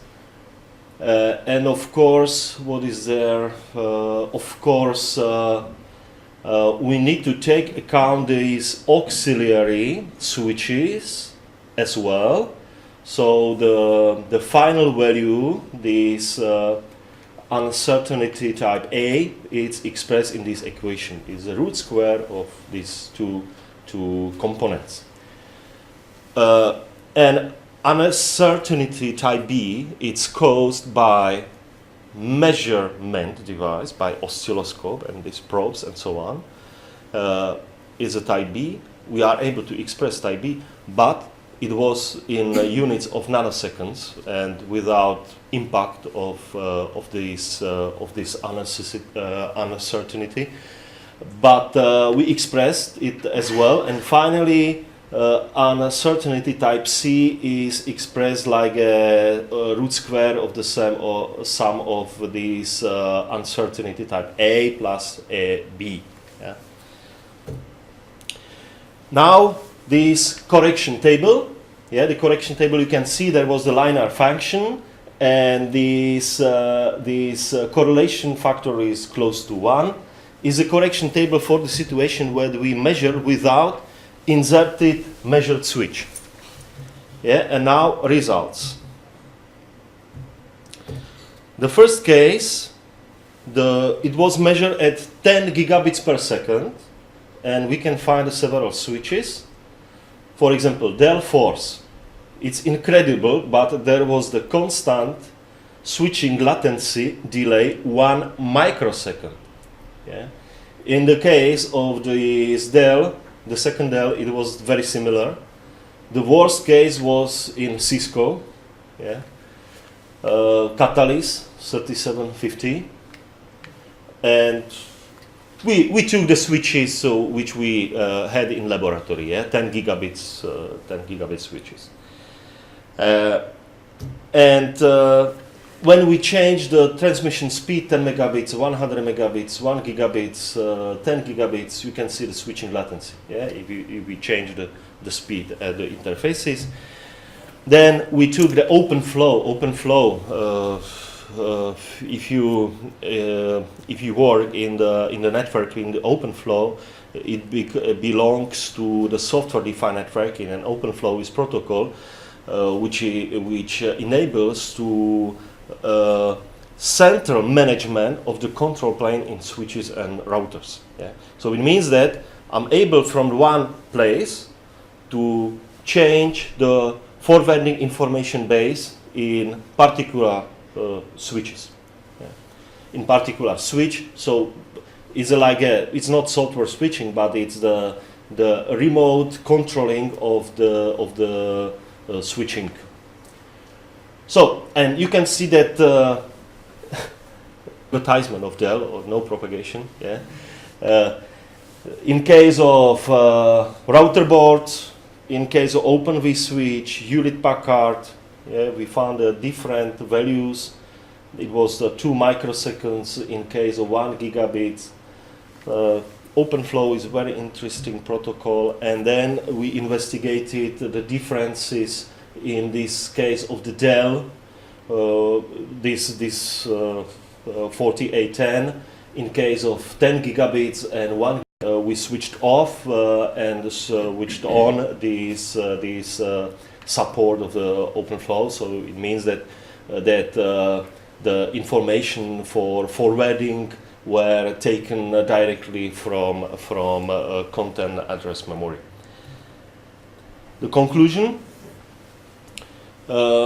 mostly, as I said, the switching latency values which you find in data sheets are limited only 64 bytes frames and measured under undefined conditions. We propose measurement methodology. You can use this methodology with practically any oscilloscope with appropriate samples. In our case, we oscilloscope. In this oscilloscope was a network interface, 1 gigabit, and we collected the data and we processed the data with the Python script, yeah, to get this the information. And then we proved these methodologies that we are able to measure the high data rates, and results indicate that open flow switches can be deployed for low latency networks as well. So thank you for your attention. Thank you. Yes. Oh, please, questions. Yes, please. Please, one. Hi. This can operate in cut-through and store-and-forward mechanisms. Did you make a special configurations in this? Yeah, the cut-through and store and forward. We use only store and forward because for industrial application it's required this delivery. If you use the cut-through, then the only 64 bytes are checked, yeah, in the frame, and then you don't know if the frame is valid or not. Yeah. So from this reason, if, for example, in substantial automation, it's not possible to use the cut-through mode. I have a doubt that maybe in that the cut-through or store and forward mechanism are automatic, and they'll switch to cut-through immediately. For this, because there's a big difference. Yeah, it's big difference, so it's necessary to switch off. Yeah, this mode. Yeah. We set the store forward mode, of course. Okay. And then for example, we switched off we set the fixed MAC address table as well, yeah, because of our protocol. We couldn't accept the affection of this protocol. Yeah. Okay. Okay. Thank you. More questions, please. One more, okay. Because it is very interesting study. Thanks for this research. If you return the first, your measurement system in the first figure. Yeah. Okay. Why did you use 10 base T in the computer connections? Yeah, 10 base T. It's important for us because there is the Manchester coding, and in 10 base we are able to very simple identify the start and the end of frame. Yeah. If you use the 10 gigabits or 1 gigabit, there is some whispering like a synchronization, and you will receive the frames all time. Yeah. But on 10 megabits, it's very easy, and the idea and the trick is based on the inserting of the measured device. Yeah? So there is a cable, you make the correction table, and then you subtract the effect of the measurement device, this apparatus, or on the measured device. More questions? The idea is very easy, very simple. Yeah. Yeah. Okay, more questions? Okay, I have one question. In the real situation, in this experiment, the distance between two computers is not so big, yes? Yeah, in our, when we verified the results, it was tested in one room. In one room, okay. In one room, but in real testing, it's possible to take the switch and to put and to place it somewhere. Yeah. And will be changed the first your summary about 600 megabits if the distance will be higher, more higher. Yeah, if the distance will be higher, it's possible to use the system for the measurement, but it's necessary to take into account the signal propagation, yeah, the effect of the cable. But this idea and this approach can be used as well for the bigger distance. Thank you. More questions? So, thank you. Next presentation, signal propagation model for microcells at 900 megahertz frequency range. Presenter Karolis Pilipavičius.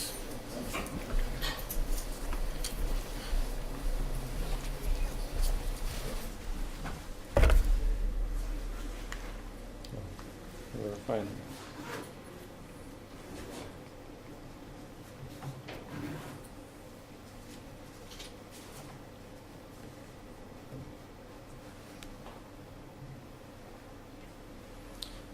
Hello everyone, I'm Kaunas Pilipavičius from University of Kaunas Technology, and today I will present article A Signal Propagation Model for Microcells at 900 MHz frequency range.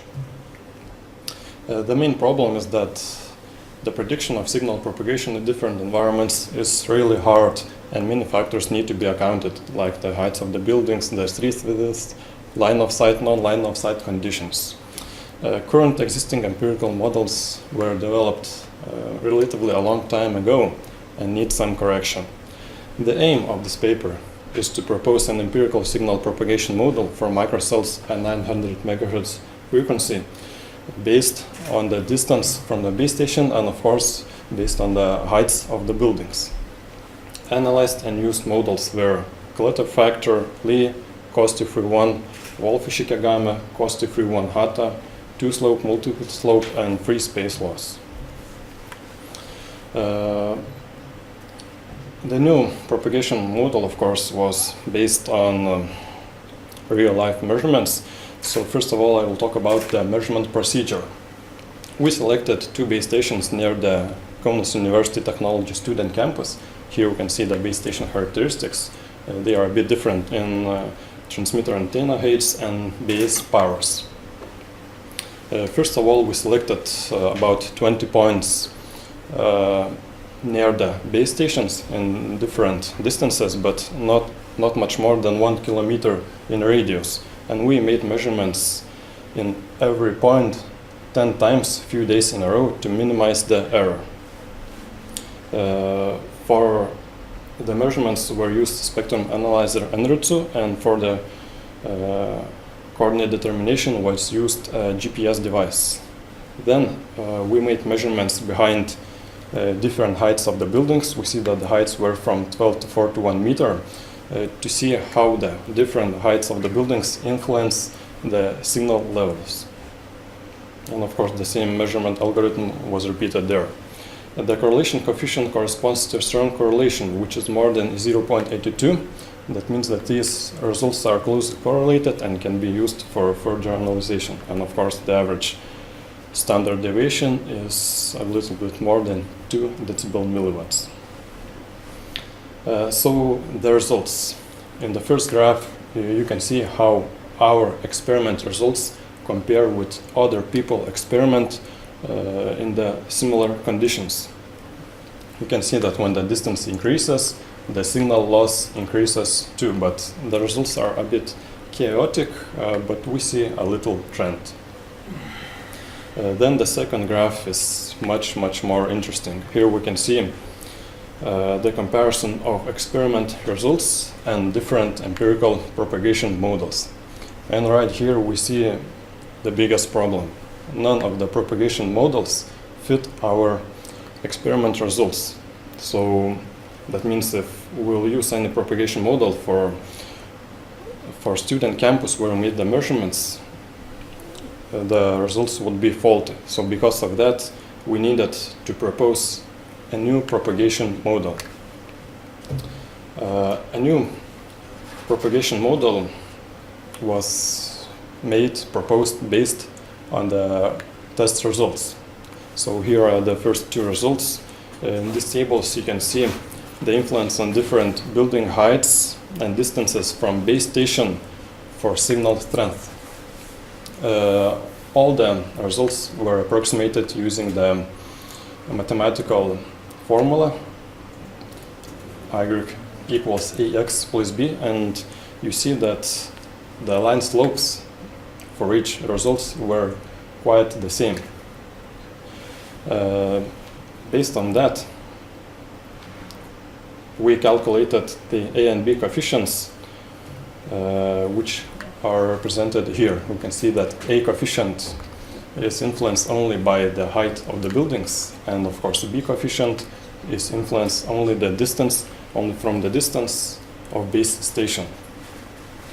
And of course, talking about the A coefficient, we see that the higher the building, the higher the A coefficient.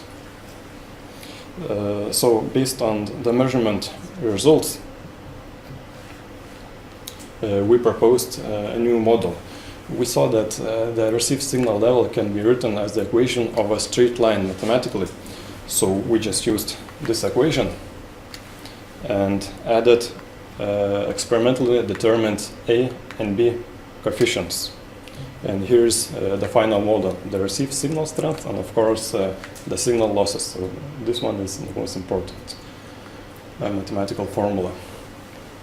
So of course we got now the final propagation model, and based on that we compared our results. So here we can see the comparison of new propagation model and experiment results, and we see that all the results are quite strong correlated and very, very, very similar.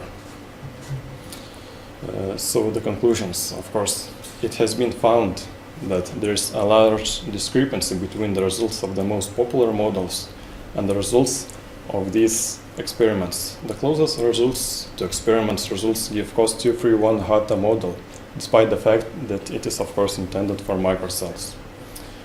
A new model for path loss evaluation in microcells at 900 MHz frequency is proposed, which takes into account the heights of the building.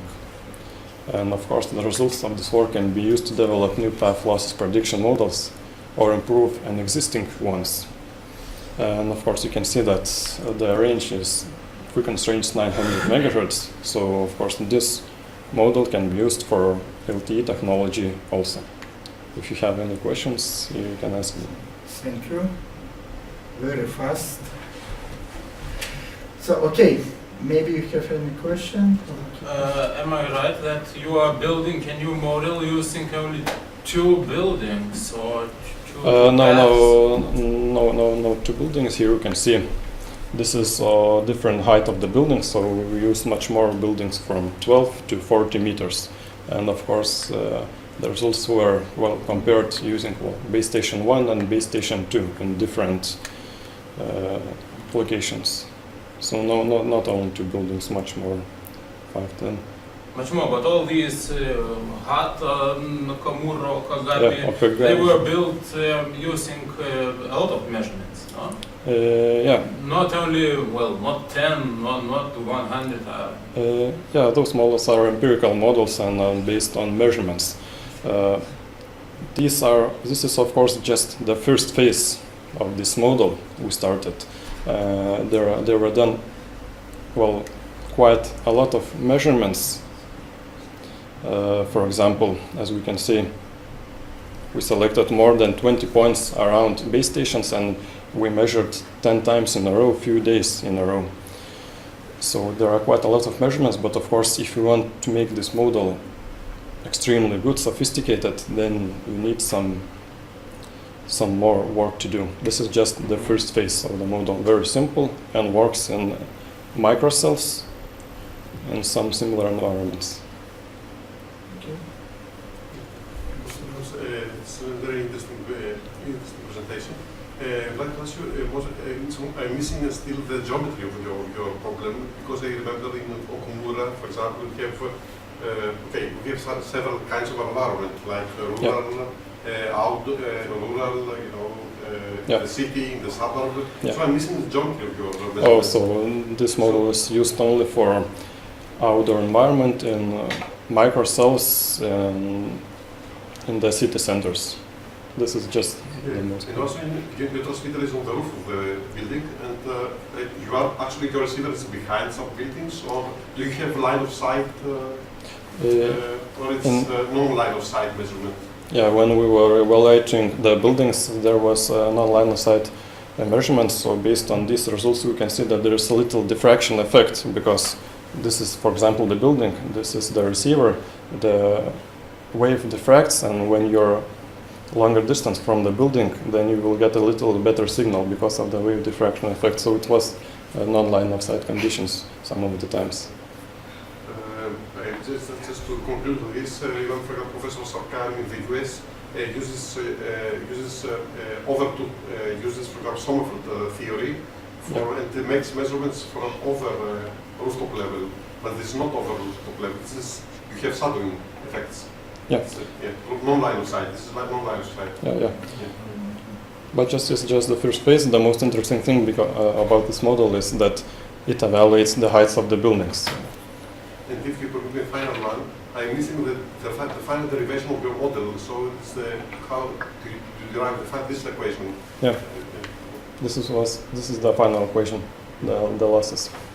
It's just equation based on mathematical formula for now, the linear equation. Because what's n here? N is experimentally determined value, which is based on ERP of base station, as you can see here. Thank you. Thank you. More questions, please?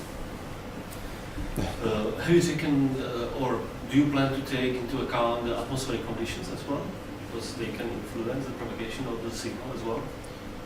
Yeah, in the future we plan to take into account, but of course now it was experiment was done at quite clear conditions, so now it takes into account just simple clear weather. But in the future, yeah, we'll take into account atmospheric conditions, but it's a tough job. Okay, thank you. More questions, please? Really, don't take me too seriously, because I may seem rude, okay? But do you think the world hasn't already seen enough of these empirical models? Because they are not used in reality. For example, mobile operators are using all these simple models, and they just adjust their equipment. In my opinion, it's not very productive activity, really. Do you agree? Or of course, you disagree. Would you tell me why? Well, of course, I can disagree now with you, because, well, because I am a crafter also of this work, I can answer in this question. So we had and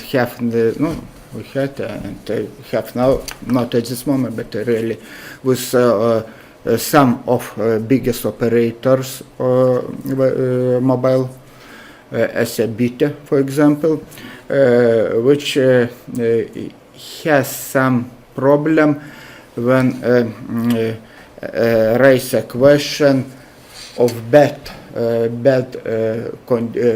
communication condition near the buildings. For example, in yards and so on, near the buildings, and they want to evaluate how to evaluate the yes, exactly. And so they ask us to provide some experiments in order to determine or to describe signal propagation near the over the buildings. So it's and this work is as a part of this order. So it's not in general. If you see, maybe not. It's very appropriate for using, but in some cases, for near the high buildings, near the shadowing effects. My opinion, by the way, is formed by Arturas Mideis, who made these models, and he told me, well, you can build a new model every year, and well, what's the point? Of course, if you have the situation where operators are asking for Yeah. help, then it's quite Exactly. different situation. Yeah. So, please. Your cooperation with operators, and I can tell you that these models they work very well in countryside and in field of potatoes, for example. But if you take this model in urban area, there are reflections, and it's quite impossible to make the realistic model. Exactly. It's the only comment. Yeah, it's okay. It's can be as a first step for developing a good model. As you see, this model is based on line equation. Y equal ax plus b. In real situation, this model must be more complicated, as I understand. So, it's but as a first step, why not? Yeah. Very small, brief question for half. Just in your last formula, if you permit me, I think in your last formula, I don't like this n, because for example, if you look at Okumura, it says the path loss is a function of frequency and distance, not as a function, as a function of measurement, because here is n is the measurement. So I did not like this last term. It's okay, but Okumura suggests, how to say, general model. If you have, for example, this picture, you see that it is possible. It's impossible to say why is so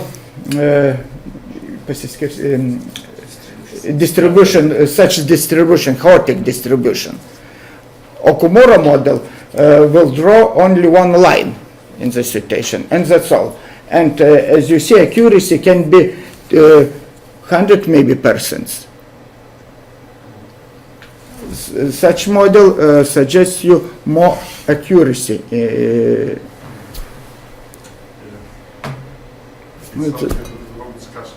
Yeah, it's more questions. Thank you. And of course, just keep in mind that it's just typical empirical model based on measurements. There are much more complex models which are based on complex mathematical formulas, evaluation, diffraction, and other. So yeah, of course, you can make some ray tracing. Exactly. This is a first approach. It's a first approach. Why not? Yeah, that's okay. So thank you.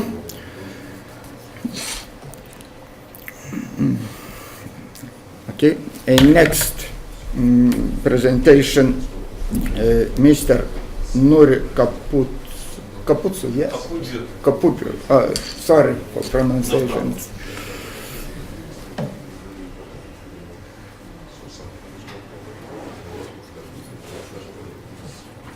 Good afternoon, everybody. My name is Nuri Capuzzo, and I'm working as a research assistant at Vilnius University in Turkey. And I'm studying in the field of wireless communications. Today I'm here to present my study entitled Performance of 2-hop-DS CDMA systems using amplifier and forward protocol over different fading channels. First, I will start by a short introduction. In this part there will be 3 different issues I will mention about, and then I will give a little detailed explanations of the system models, and then I will show the results. First, we can start by explaining DS-CDMA. This system is one of the most important communication technologies that we are using in our daily life, and the aim of this system is to increase the bandwidth and to provide a secure communication in a frequency limited system. The other issue is the 2-hop relaying. In this system, there may not be possible to communicate between source and the destination. So we have 2 different protocols for 2-hop relaying. The first one is amplify and forward relaying, and the second one is decode and forward relaying. In the amplify and forward relaying technique, the relay node simply amplifies the source signal and sends it to the destination. In the second one, decode and forward relaying, in this protocol, the relay node decodes the signal and then encodes it before sending it to destination. In this work, we assumed amplify and forward technique. The third issue is the channel conditions. We can divide the channel conditions into two groups as symmetric fading and asymmetric fading channels. In the symmetric fading channels, all cooperating nodes have same fading conditions. In the asymmetric fading, the cooperating nodes experiences different type of fadings. In this part, I can say that the asymmetric fading model is more realistic if we compare to the symmetric one, because in the wireless communications, the channel conditions always change. So if we use asymmetric fading channels, it will be more realistic. In this study, first we study the CDMA systems based on two-hop AF relaying over symmetric variable fading channels. In this part, the cooperating nodes experience same fading. In the second part, we analyze the performance of the CDMA over asymmetric fading channels. In this part, we assume two different asymmetric fading, like Rayleigh-Riccian and Riccian-Rayleigh conditions. In this figure, we can see the DSCDMA transmitter and receiver structures. On the left side, we can see the transmitter. In the transmitter, all users' informations are modulated separately and then multiplied by their own unique spreading code.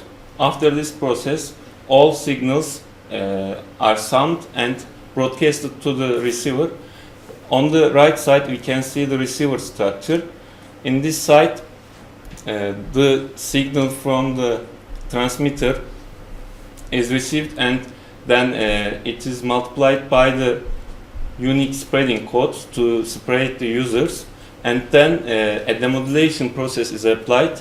After that, a decision is made to get the original information. In here, we can see two-hop relaying system. S, R, and D denote the source relay and destination respectively. There are two hops. The first hop is between source and relay, and the second hop is between relay and destination.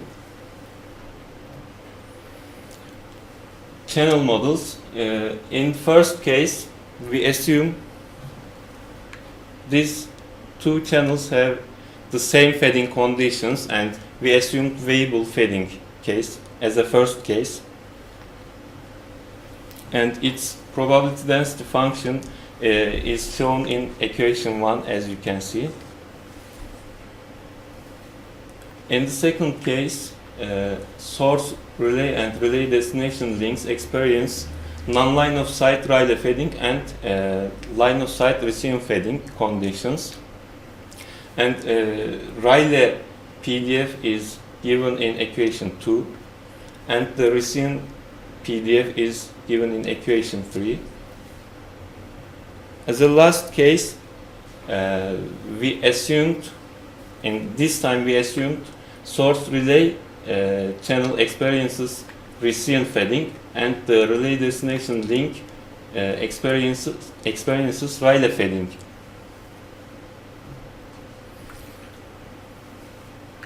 The representations of the signals in this part, you can see the signals that are generated for the two-hop AF relaying based DSC-DMA system. This signal is received at the relay node in the first time interval. In the second time interval, at the destination, we received this signal, and this signal is amplified at the relay node according to equation 5.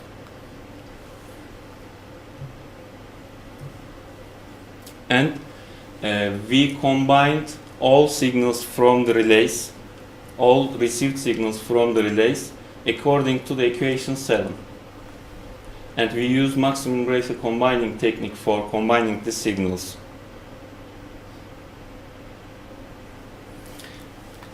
We just made computer simulations for this considered system, and we assumed the number of users is to be 4 and the spread length is to be 32, and we use BPSK modulation technique for the transmission of signals. In this part we consider 3 different cases: 1 relay case, 2 relays and 3 relays with different values of variable fading parameter. As you can see here, these results are for the fading parameter is 1.5, and these results are for the fading parameter is 3.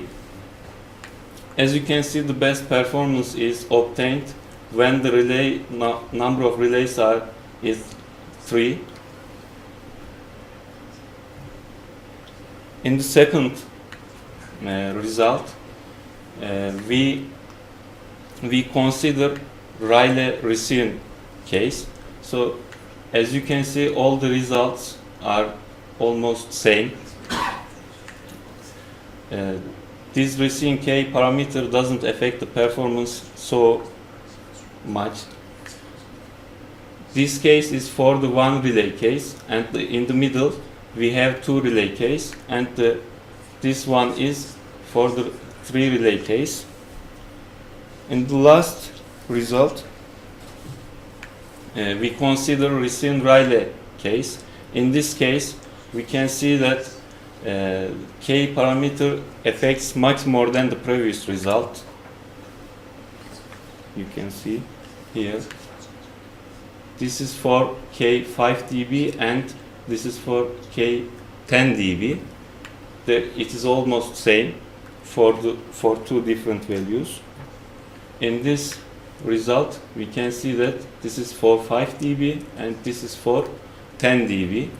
This is because of the amplification factor, because it is calculated according to the first hop's channel quality. If the first hop experiences receiving fading, that means the channel conditions is better. So we can see that K factor is more effective when the first hop is receiving distributed. Conclusions.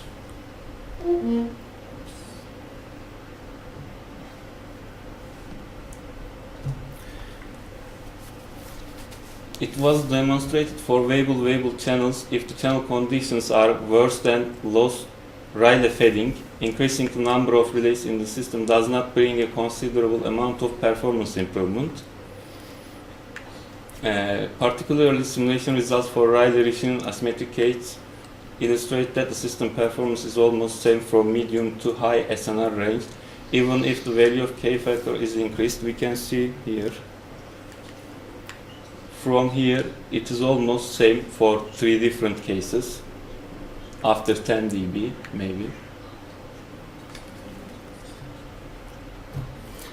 And moreover, increasing the value of receiving K factor exhibits considerable performance improvement when source relay link is distributed according to receiving fading conditions as compared to the case of source relay link is non-loss Rayleigh fading distributed. Thank you. Questions? Thanks please? for your attention. Why did you choose CDMA technology? I mean, this technology has already lost to all these OFDM technologies. I would call it ancient at the moment. So why did you choose this technology? You're right, but we have a project and we are studying on this project, we choose another protocol called as IDMA. Maybe you know. No. Interleaved Division Multiple Access. At the end of the project, we are gonna make a comparison between them, which one is best. And the other reason is almost we are using it in our daily life. So that's why we choose this one. We have a project on a multiple access systems, and we integrate two different models. More questions, please? No. Thank you. Well, next presentation, the impact of package loss on quality of H8264. Presenter Aurimas Anskaitis. I was somewhat rude, so now I'm waiting for some retaliation, okay?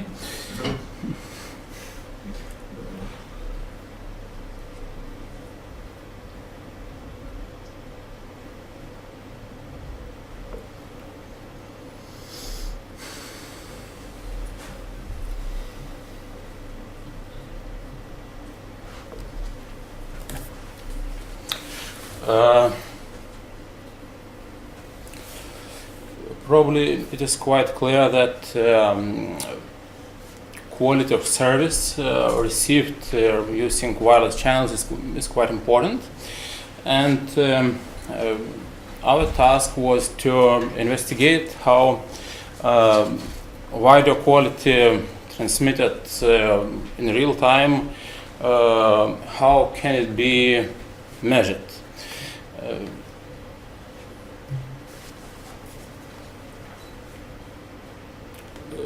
Of course, video quality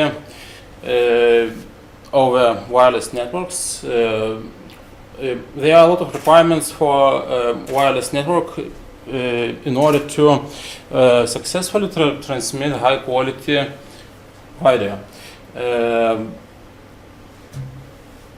If video is not real time, then everything is okay. We have some buffer, we can buffer data, and probably everything will be okay. But if we have a requirement to transmit data in real time, for example, security cameras or video conferencing calls or something like that, then probably we could experience some degraded quality. And our task is to find a way to measure this quality, and probably that is it, and to show the results of the proposed algorithm.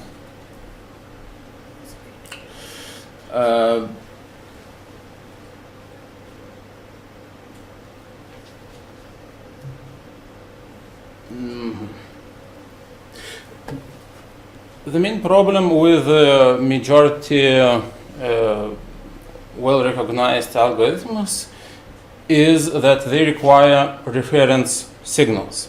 They require original signal, then we transmit this signal through the wireless link, we obtain degraded signal, and we compare them.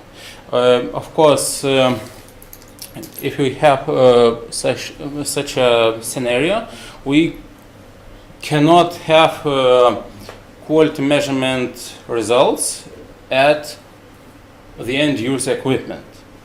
So we tried to get rid of this reference signal. We used so we proposed algorithm which do not use reference signal, and we used standard VQM algorithm for reference scores.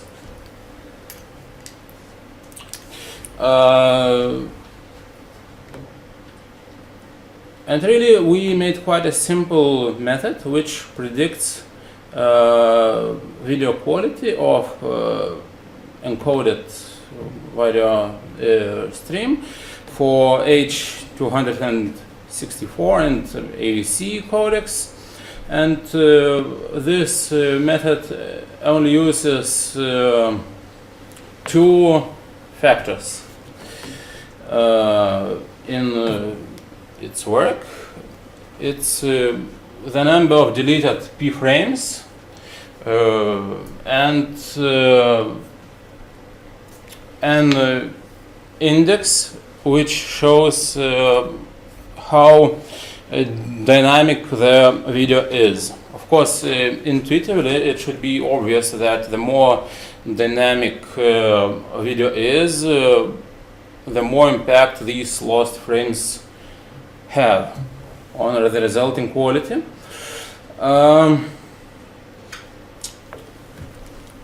And it could be shown that we can predict how dynamic video is using only encoded data stream. There is such thing as size of motion vector, so-called, and the bigger this size of this motion vector, the more dynamic the video is.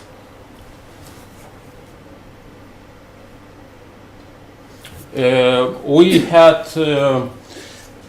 three video, well, not types, really only three video recordings. The most stationary and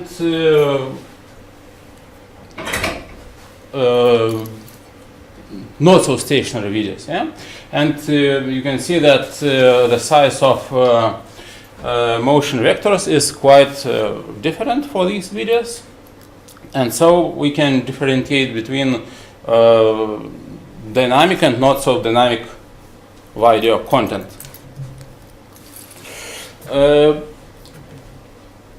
This graph is quite obvious.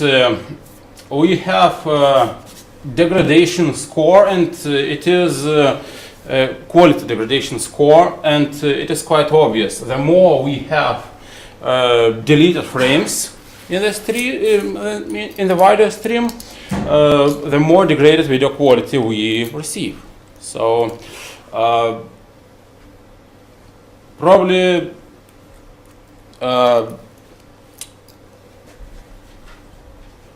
qualitatively it is obvious result. This result is quantitative, yeah.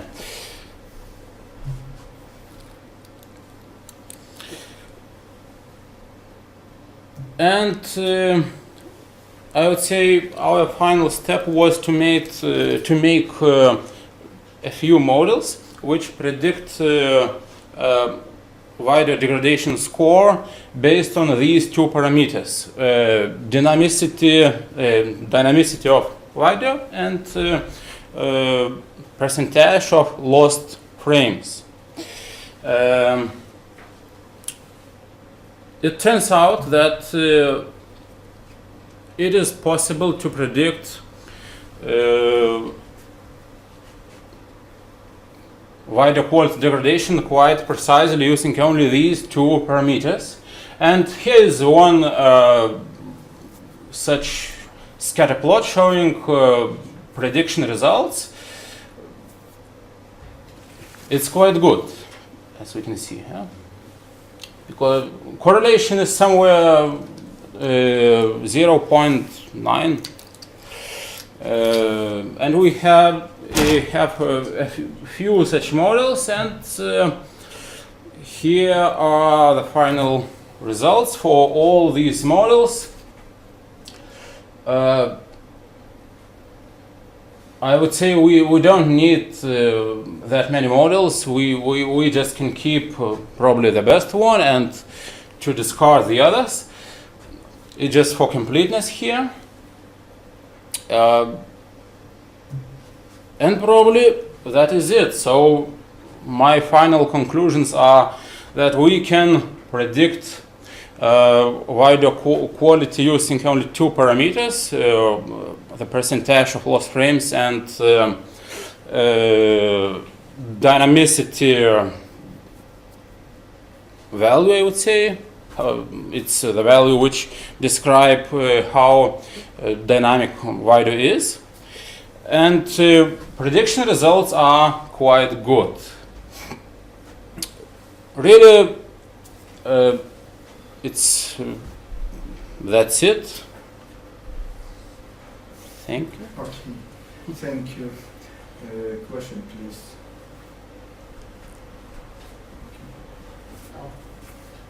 Questions about the last sentence.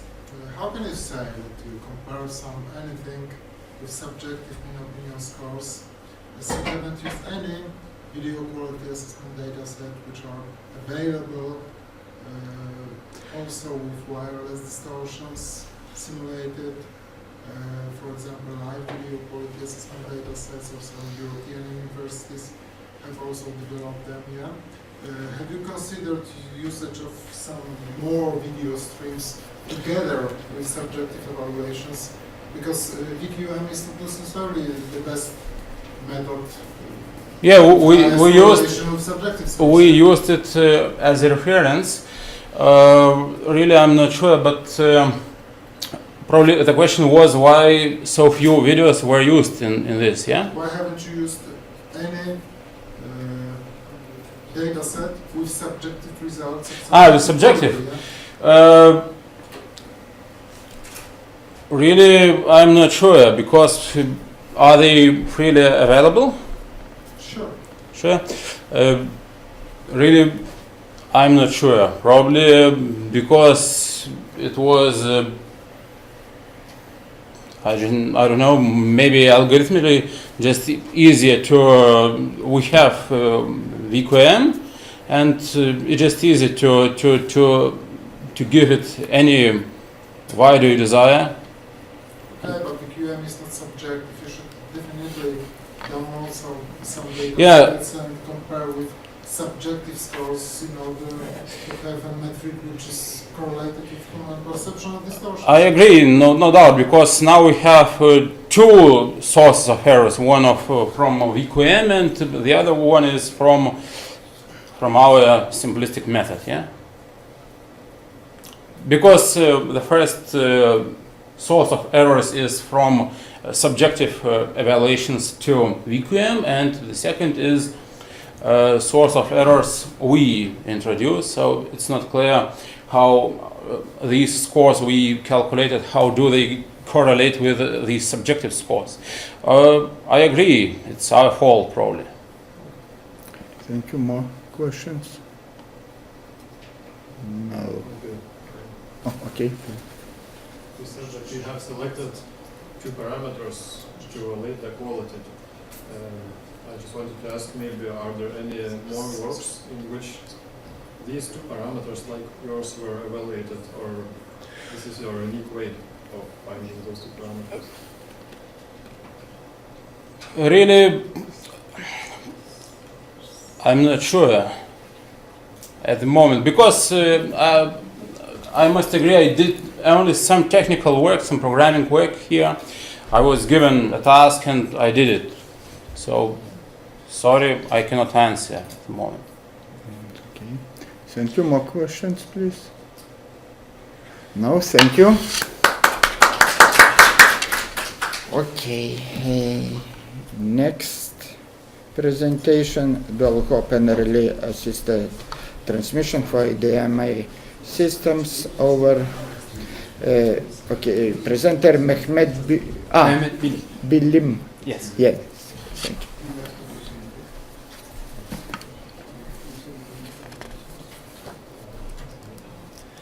Hi everyone, welcome to my presentation. First of all, I want to introduce myself. My name is Mehmet Bilim. I'm a research assistant at the Department of Electrical and Electronics Engineering at a university, Erciyes University in Turkey. And then now I give a presentation about my paper, which is title as the dual hop and relay assisted transmission for IDMA systems over variable fading channels. Our papers proposes and investigates dual hop technology for the IDMA systems and with the decode and forward relaying techniques. And in the considered systems, a chip-by-chip detection algorithms is used to do suppressed multi-user interference at both of relay and the destination node.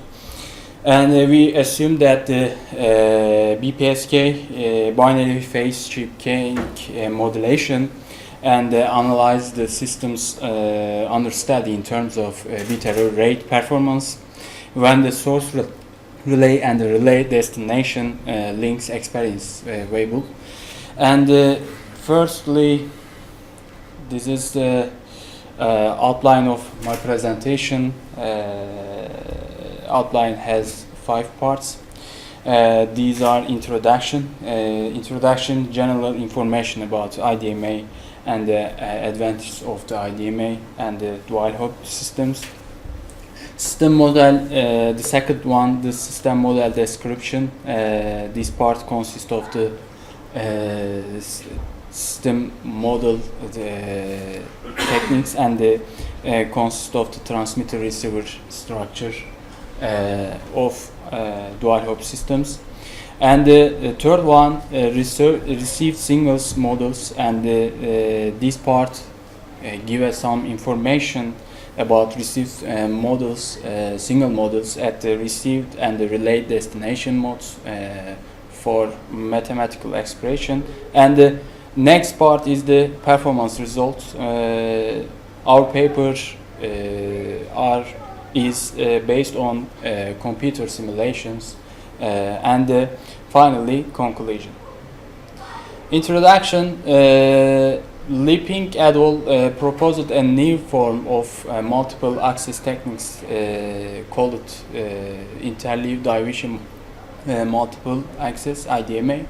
This multiple form combines the advantages of chip level interleaves and the new receiver algorithm, the chip-by-chip interactive multi-user detection. And we can notice that the IDMA is a special form of direct sequence systems, uses user-specific interleavers instead of distinct spreading sequence. And the second systems in our paper, dual hop transmission technique is a good solution for the compact fading and the shadowing between source and destination nodes in wireless channels. And today, dual hop transmission relaying networks have greatly been examined in many works, but no works in the literature considers the dual hop relay network by using interleaver division multiple technology. And the system model in Fig 1, we propose a dual hop system model, and for the IDMA shame considered in our paper, and the system is illustrated in Fig 1.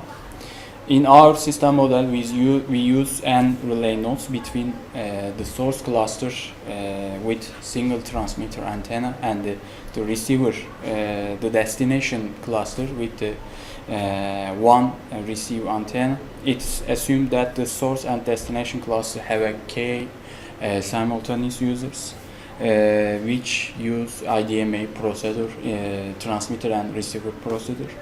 And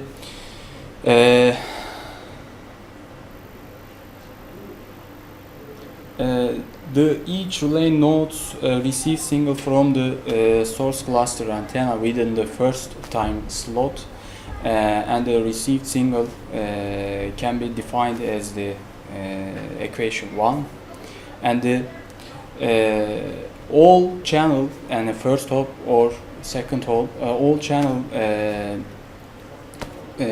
coefficients are modeled as according Weibull distribution, and the probability density function of the Weibull distribution is expressed in equation 2, and the second single model is the at the end of the second time slot, and the destination, at the destination the combined single can be written as equation 3, and we use the maximum ratio combining technique for the combining singles from the relay nodes, and figures 2 and 3 depict the beta rate performance versus the SNR single noise ratio for dual hop and relay assisted IDMA in the case of identical and non-identical cases. The chip-by-chip detection type is used by destination and relay nodes to get performance curves in both fix 2 and 3. And the simultaneous users denotes the number of K denotes the number of simultaneous users, and D is the information bits. S and the B denotes spreading length and the number of simulation blocks. In this case, the parameters used in Fig 2, K simultaneous users is equals 4, and the spreading code spreading length is equal 50, and the simulation blocks parameters equals the 1000, and the information bits 128. The number of iteration for the chip by chip algorithm is 50, and the second performance analysis is shown in Fig 3, and this its performance results simultaneous users is equal to 8, and the spreading length is the 50, and simulation blocks equals 1000. From the performance results in Fig 2 and 3, we can obtain the following marks. The bare performance of dual hop and relay assisted IDMA significantly improves when the number of relay nodes are increased as expected, and thus we can say that dual hop and relay assisted IDMA system is capable of succeeding the relay diversity, and the bare performance improve while the values of the fading parameters are increases. The conclusion in our study, a dual hop relay assisted IDMA transmission share has been proposed, and investigate with the different scenario by varying the fading conditions. The proposed dual hop systems uses chip-by-chip detection method for suppressing multi-user interference at relay and destination cluster. And the decoded signals are received from the different relay nodes, they are combined based on maximum ratio combining technique, and it can be confirmed that the beta rate performance are improved by increasing the number of relay nodes. Thank you. Thank you. Please, questions? Okay, maybe I have one small question.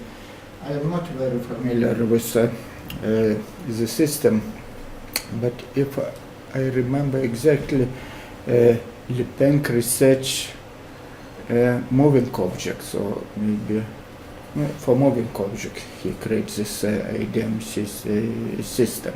I am wrong? No. No, for moving object, for example, for some vehicles and so on, so on. Yes or no? No. No. I don't know. About this, your system ADMA. Yes.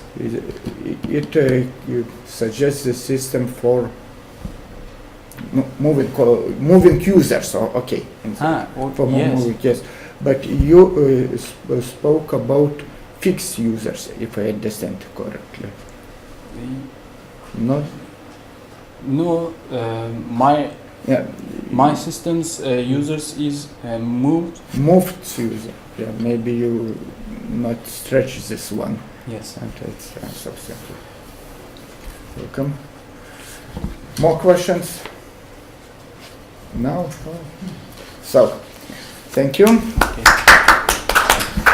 And I think we have the last presentation because colleagues from Malaysia didn't arrive. So, floor is for you, Mr. Anskaitis. So I am here for a second time.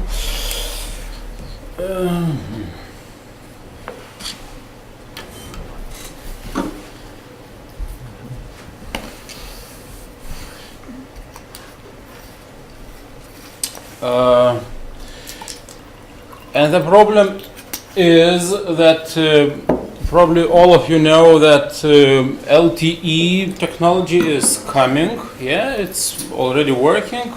It's quite widely deployed, especially in, for example, Lithuania or other modern countries. And LTE technology is starting to use 800 megahertz frequency band. The problem is that at the same or at the neighboring frequency band we also have so-called short-range devices, various wireless microphones, wireless keyboards, and so on and so on. And the question is whether LTE technologies can interfere to these short-range devices. So the question is simple, and we tried to find an answer to this question using two methods: simulation and practical experimental measurements. So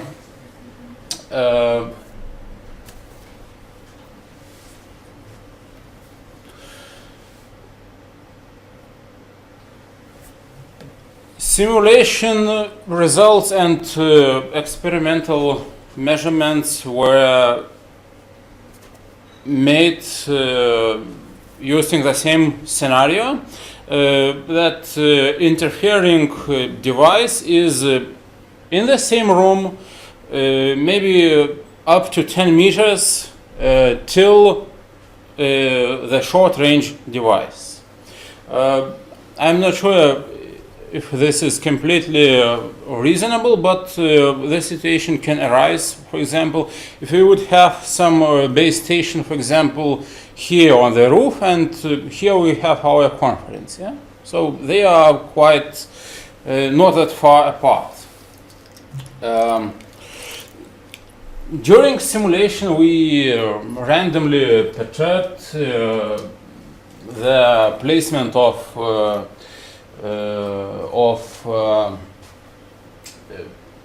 interfering transmitter, and our short-range device receiver, victim of interference, was in the center here.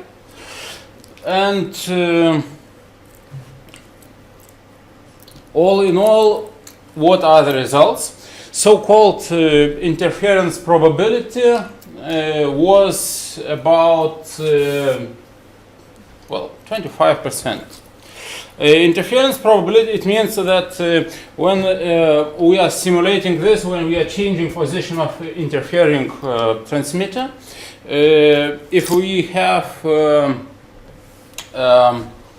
carrier and interference, carrier ratio to interference plus noise, if we have it lower than 8 dB, then we count it as interference.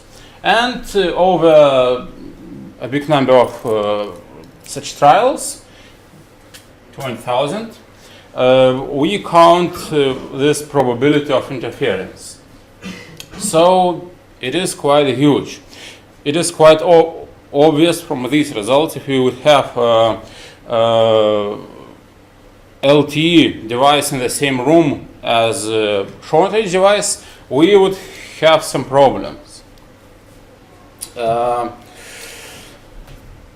And we also made experimental measurements.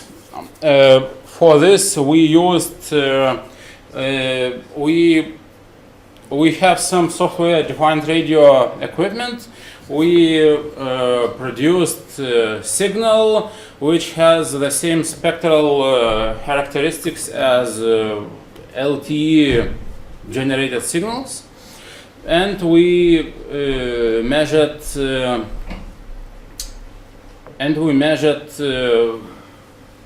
packet loss ratio in specific short-range device.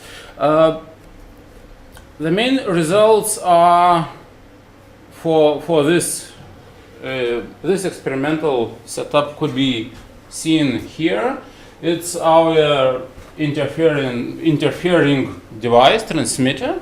We programmed it. To have spectral mask like this of transmitted signal, and here is our band of short-range device. We can see that well, they are overlapping, and of course this overlap creates some problems. And these problems could be seen here. Probably these things, it's parameters of what short-range device was using, whether it's Manchester encoding or white encoding. But the main thing is that the closer these devices are together, the more interference we experience, yeah? And percentage of received packets is, as you can see, quite low when these devices are close. Well, it's obvious result. Just confirmed experimentally. But as the distance between interfering device and short-range device increases, the number of successfully received frames increases too, and these numbers, I would say, are quite good. What are the conclusions? The conclusions are that the main conclusion is that as currently specified, LTE devices create interference to short-range devices, yeah? Because the spectral mask, which is allowed to use for LTE devices, is overlapping with the bandwidth used for short-range devices. What can we do to mitigate this? Well, we should not place them close to each other. Probably that's the main conclusion. By the way, today I just gathered one anecdotal data point from our technicians, they told that their colleagues who are working with sound equipment and devices, they are having a lot of problems when these 4G technologies are deployed. So this problem is not quite in my head. It happens in practice, and probably that is it. Thank you. Question, please. Okay.